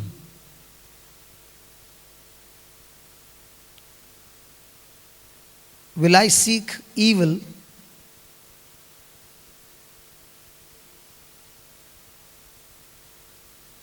to retaliate with evil? Or will I overcome evil with good?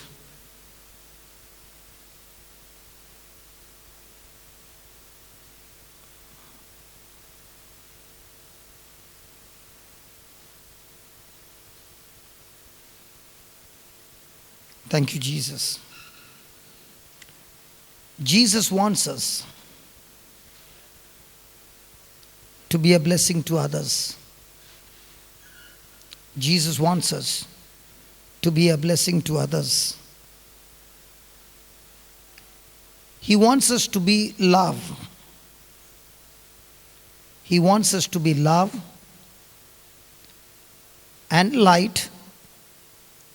He wants us to be love and light in a dark, dying,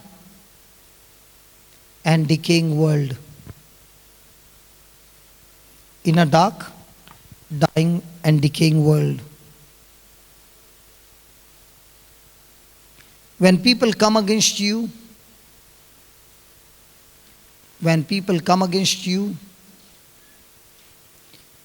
and give you a hard time,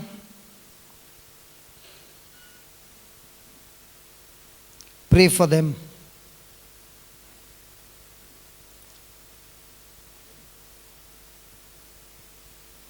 Pronounce blessings upon them.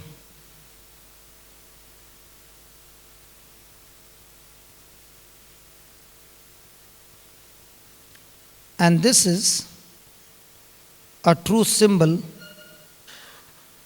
and this is a true symbol of Christian maturity.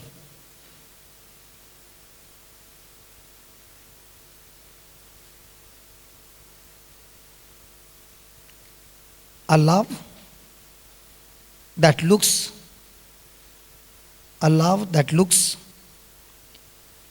beyond the outer actions. A love that looks beyond the outer actions of people and sees the need in the person. And sees the need in the person.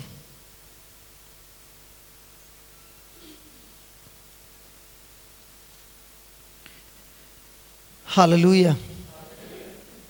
Can we just look into our own lives and search,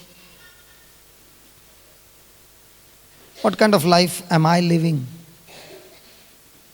Today the Lord has spoken in a very small way, but surely He has spoken to all of us. And as we worship the Lord now, let us tell the Lord,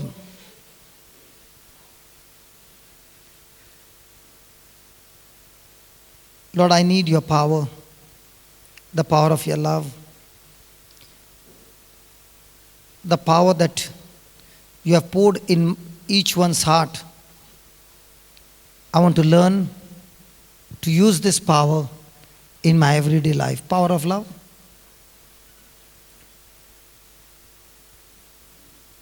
Now, all that we have written, is it going to transform our life if we practice it? Is it going to bring God's best in our life? Is it going to affect every area of our life? So have we found the root? And to put that root into practice, has God given us His Holy Spirit to help us? Come on. And I pray in the name of Jesus for each one of us, including me, that now that we have heard the word, the enemy is going to surely come. And when he comes to steal this word,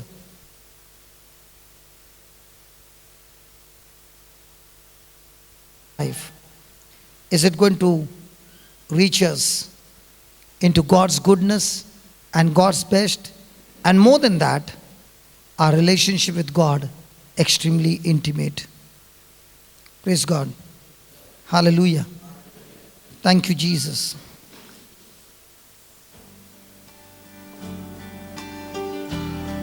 Can you increase the volume? Can we all stand?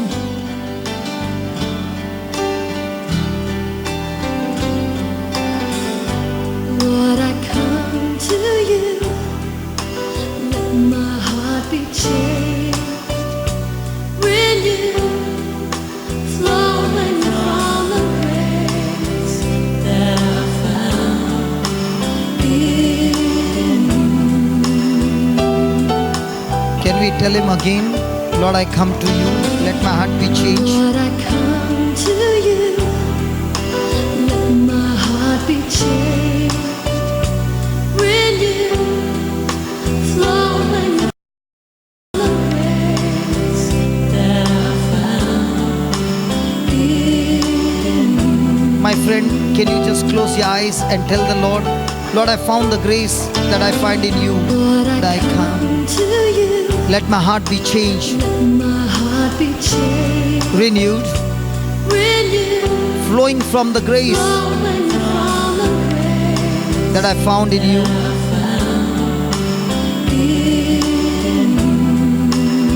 Tell the Lord, today, Lord, I've come to know the grace.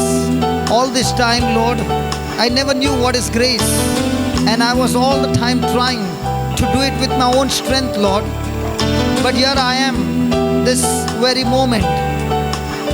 Close your eyes and talk to the Lord and tell Him, Lord, I come to you. let my heart be changed. Let my mind be changed. Let my thinking be changed.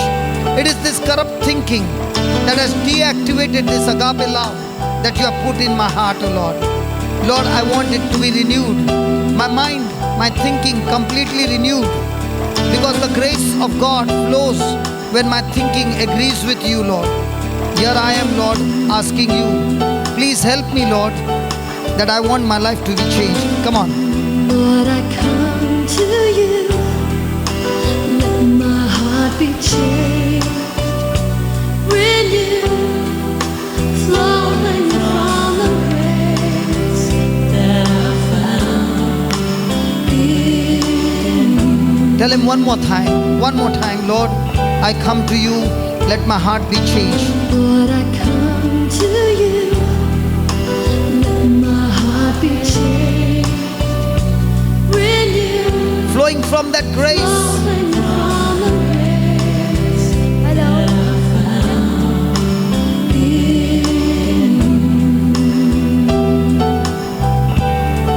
you. Lord, I've come to know Lord, I've come to know the weaknesses I see in me will be stripped away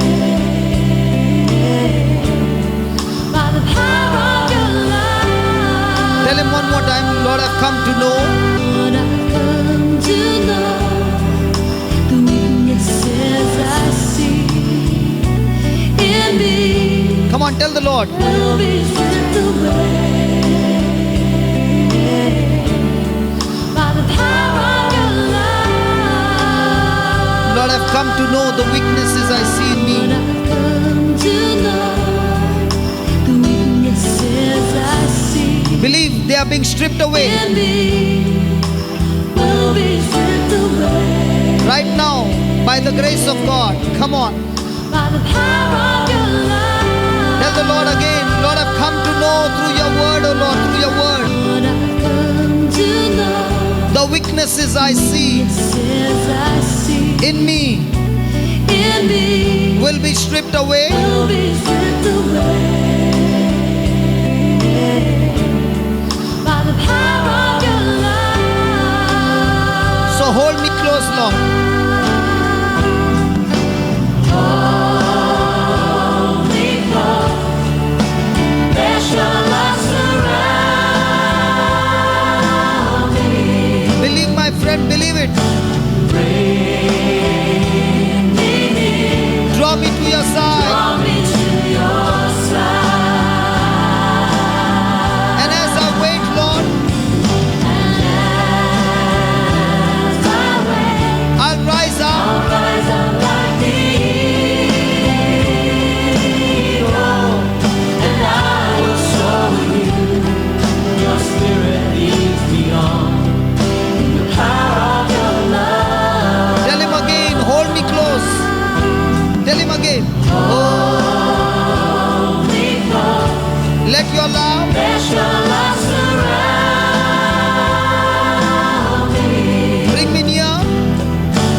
Bring me near, Draw me to your side. draw me to your side.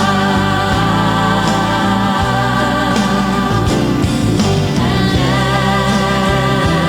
I wait, I'll rise up. I'll rise up like the eagle. One more time, and as I wait, As I wait, I'll rise up. I'll rise up like the eagle. Come on. And as I wait on you, Lord, again, as I wait, I will show you your spirit leads me on in the power of your love. hold me close. Hold me close, let your love surround me.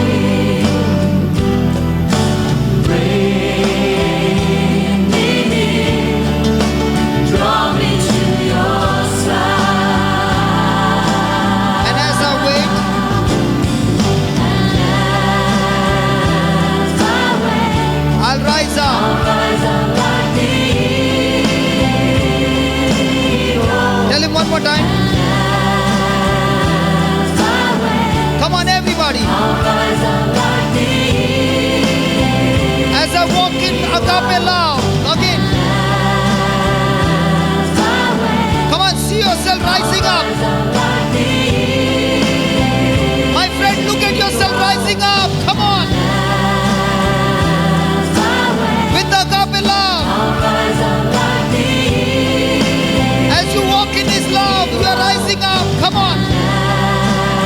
commitment.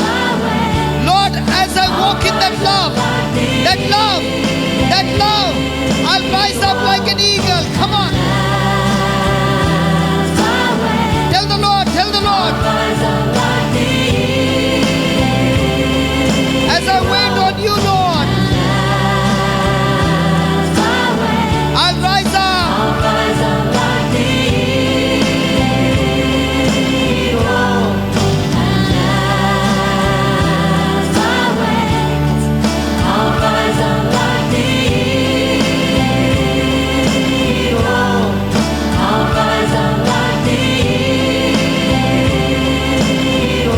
Everybody. Come on, everybody, confess it.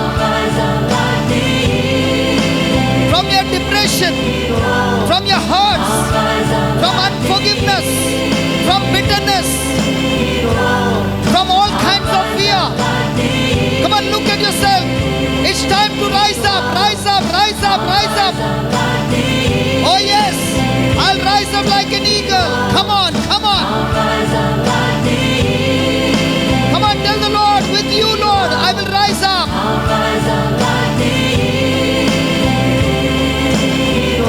rise up. I'll rise up.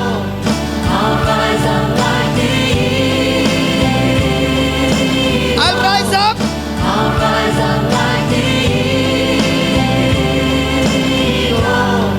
And I will soar with you. Your spirit leads me on. And I will soar with you. Your spirit leads me on. Look at the Spirit of God leading you. When I make that decision to walk in agape love, the Spirit of God will lead me on. Come on. Today you made that commitment. I will soar with you, Lord. Come on, that agape love. Come on, that love in you. Come on. Look at that person who is hurting you and make that decision to forgive. Forgive everybody. Come on. I will soar with you, Lord. I will submit to you. I will agree with you. I will make your word my life, Lord. I will soar with you. Come on. I will soar with you. Your spirit leads me on. The power of your love.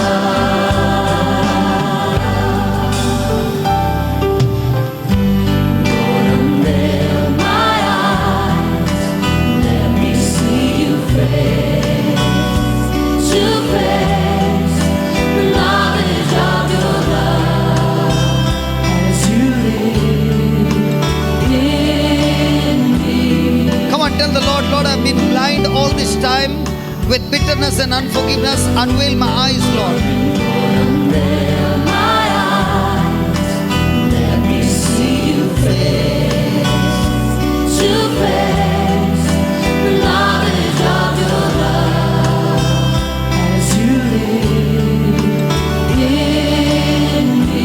Tell the Lord, Lord, by the power of your Spirit, unveil my eyes, O Lord, that I will walk in your love. Unveil my eyes, let me see you face to face. The knowledge of your love. Knowledge of your love as you live in me. One more time, my friend. Lord, unveil my eyes. Unveil my eyes, let me see you face to face. The knowledge of your love as you live in me. Lord, renew my mind.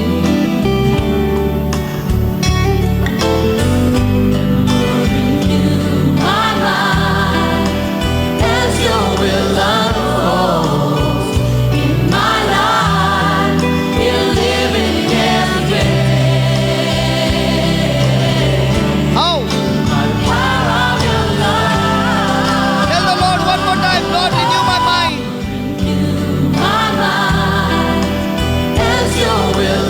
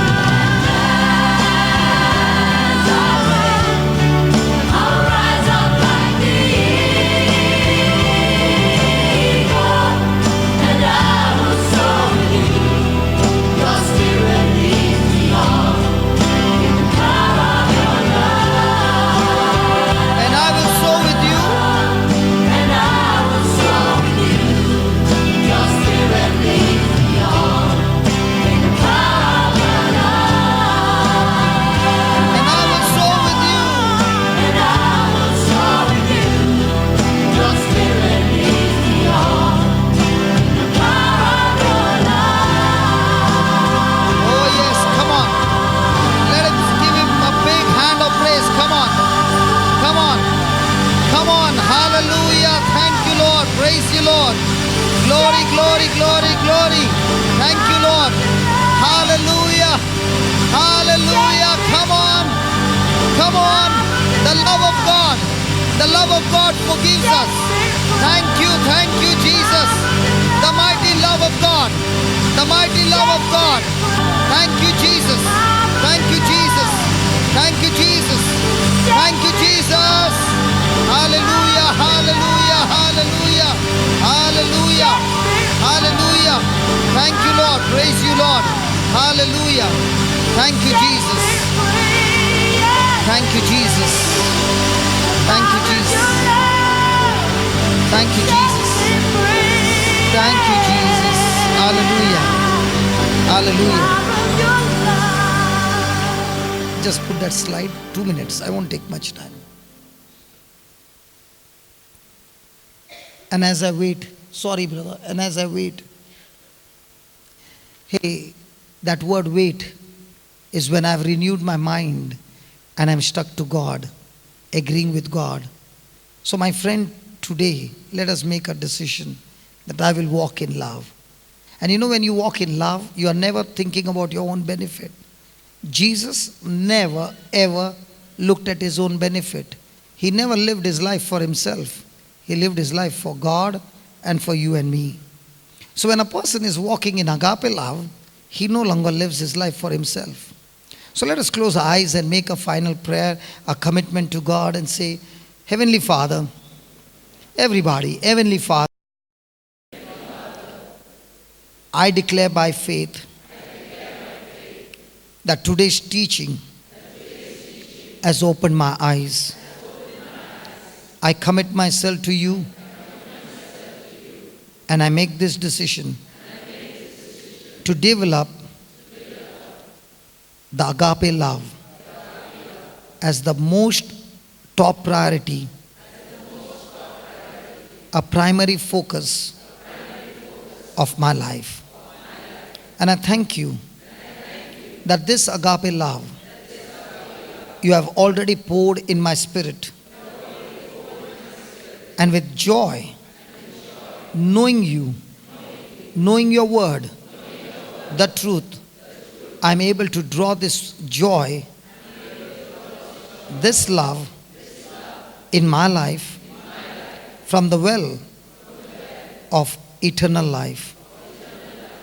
And when this love flows into me, it not only first transforms me, but now empowers me to love those whom I would normally not love. Lord, thank you for giving me this agape love. And I make this declaration. From now on, I love everyone who comes against me. The ones who gave me the feeling of hatred, I forgive them. I no longer seek revenge or repay evil for evil, but I make a declaration. I will pray for them and overcome every evil with good.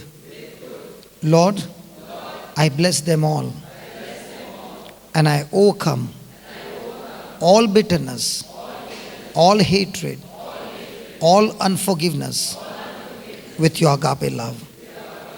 I overcome darkness with light in the name of Jesus. And when I do that, I will rise up like the eagle. And I will soar with you, Jesus, your spirit leading me on with this agape love that I've tasted in my life. Thank you, Lord, for teaching me no more to depend on myself, but on your grace. Thank you, Holy Spirit, that you're always in me and you are my helper. All I need is to renew my mind, and you, my helper, will teach me to use your power for good. Thank you for teaching me these truths. In Jesus' name. Amen. Amen. Come on, let's give the Lord a big hand. Hallelujah. Hallelujah. And I want to tell you, those who have been going from here directly, but there are many who come to that room on top. I'm telling you, amazing miracles have been happening after the preaching, and then they come and listen. And now when we are praying, there were so many people that we could not lay hands on everybody. But when we made a general prayer, many got healed. Even the blind eyes opened, the deaf ears opened, bones twisted, became straight. All these great things happened after listening to the preaching. Praise God. So now, if the preaching can make the bone bend straight, the same preaching can make that agape love flow through you in the lives of others. Okay? And we all love you. Those who are from Goa, listen, on Friday, Saturday, Sunday, we are in Goa for a retreat. And all those who want to come to India, make your vacation a little different. On the 24th to the 30th in Goa, in the center, we are inviting a person from New Zealand who has got a powerful gift of healing the sick. And he's coming to the center to teach us how we all can heal the sick. If there are 10 people on a wheelchair, his success rate is about 9 of them will get out of the chair. Isn't that amazing? And he's coming to the center from the 24th of October to the 30th. So make your vacation for 7 days. Come to Goa. Everything is free. Praise God. Come land over there and learn. We want to learn from him how to heal the sick.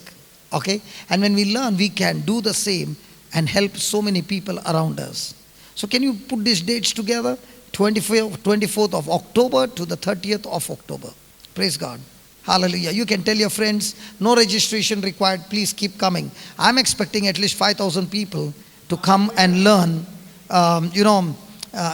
He was in Orlem church, and there was more than 6,000 people, and they could not enter the church. And I'm thinking the auditorium, the lawns, the parking lot, everything flooded with people, all coming to learn from this man of God who has been gifted. And his heart is that I should come to India and make soldiers in India so that they can carry on the good work. Praise God. Hallelujah. If you are not getting holidays, I want to tell you, prophesy. Open your mouth and prophesy and say, God, you are making me come to listen to this, and I'm coming there not just to watch what's happening. I'm coming to experience the truth and experience my relationship with you. Will you do that? Start prophesying in the name of Jesus. I'm there. Lord, how? I don't know. But I'm there. You are taking me there. And tickets and everything, you are going to take care of all the resources, because I want to serve you. I want to serve you. But before I serve you, Lord, I want to learn agape love. And the more and more I'm operating in this agape love, the more and more I'm going to see the manifestation of God's glory.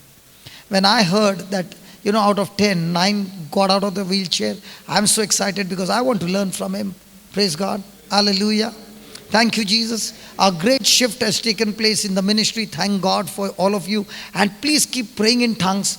Time is short. We got a lot of work to do. Get more and more souls into the kingdom of God. Hallelujah. And there's another news coming up very soon. We are going to get more and more CDs, thousands of them. And we need your help to distribute it to others. Will you help us? Hello. And all the CDs are free. And I'm telling you, we are pumping in at least 10 to 20,000 CDs, because somebody even today said, I've seen people's life changing through the CDs. We want to get these CDs. And thank God for the traffic in Dubai. When you are in the traffic, you are caught up in the traffic, you are putting that CD, you are listening to it every day. I guarantee you, if you are going to listen to the CDs every day, in 2-3 months, you will see the transformation in your life. We want people to help us who will take the CDs and say, hey brother, I want to give it to the person and distribute the CDs so that, people listen. We are all these people who come here every week after week. But there are many people who come for mass but yet not experience Jesus. Do you believe that? Come on, do you believe that? And our target is to get them. So if they don't come here, we go to their homes. Through how? Through the CD. Come on. Will you help us, please? Come on, will you help us? Good, praise God. Let's do it. Let's do it. Praise God. Hallelujah. And the good news, all the CDs are free. Because we want these people's life to be changed. I was for 33 years going to church but never knew Jesus. Come on. Are you going to help us? Yes. Good. So next month we are pumping in the CDs. Praise God. Father, we thank you for making a channel for us to get the CDs to Dubai. Thousands and thousands. And there are people out there who need the gospel, Lord. And here are the soldiers who have made a commitment to walk in agape love. Lord, this agape love will break forth the walls, because love confuses the enemy and destroys the walls and brings forth the goodness of God. Lord, let this love pour into these people that they will begin to wonder, why is this given free? They will begin to realize by the character and the fruit that we want your life to be changed. Yes, Father, this good work that you have started in our life, make us instruments, O Lord, that we will be channels to distribute this CD and get these souls into the kingdom of light. All those in suffering, in tears, Lord, this truth will set them free. We thank you and we praise you in Jesus' name. Amen. If you know some people in Sharjah, 6:30 we are in Sharjah at St. Michael's Church Hall from 6:30 to 9. Please call up somebody who is in trouble and tell them, and if they don't have a transport, put them in your car, take them, and praise God. Ramadan time, no traffic, praise God. You can reach Sharjah in no time, come on. And if you do to somebody when you are in trouble or your family is in trouble, I'll tell you, help will come up from heaven. It will always show up, because when you sowed that seed, you are going to reap the harvest. Okay? God bless you, love you. Which room number? We are meeting in room number 4.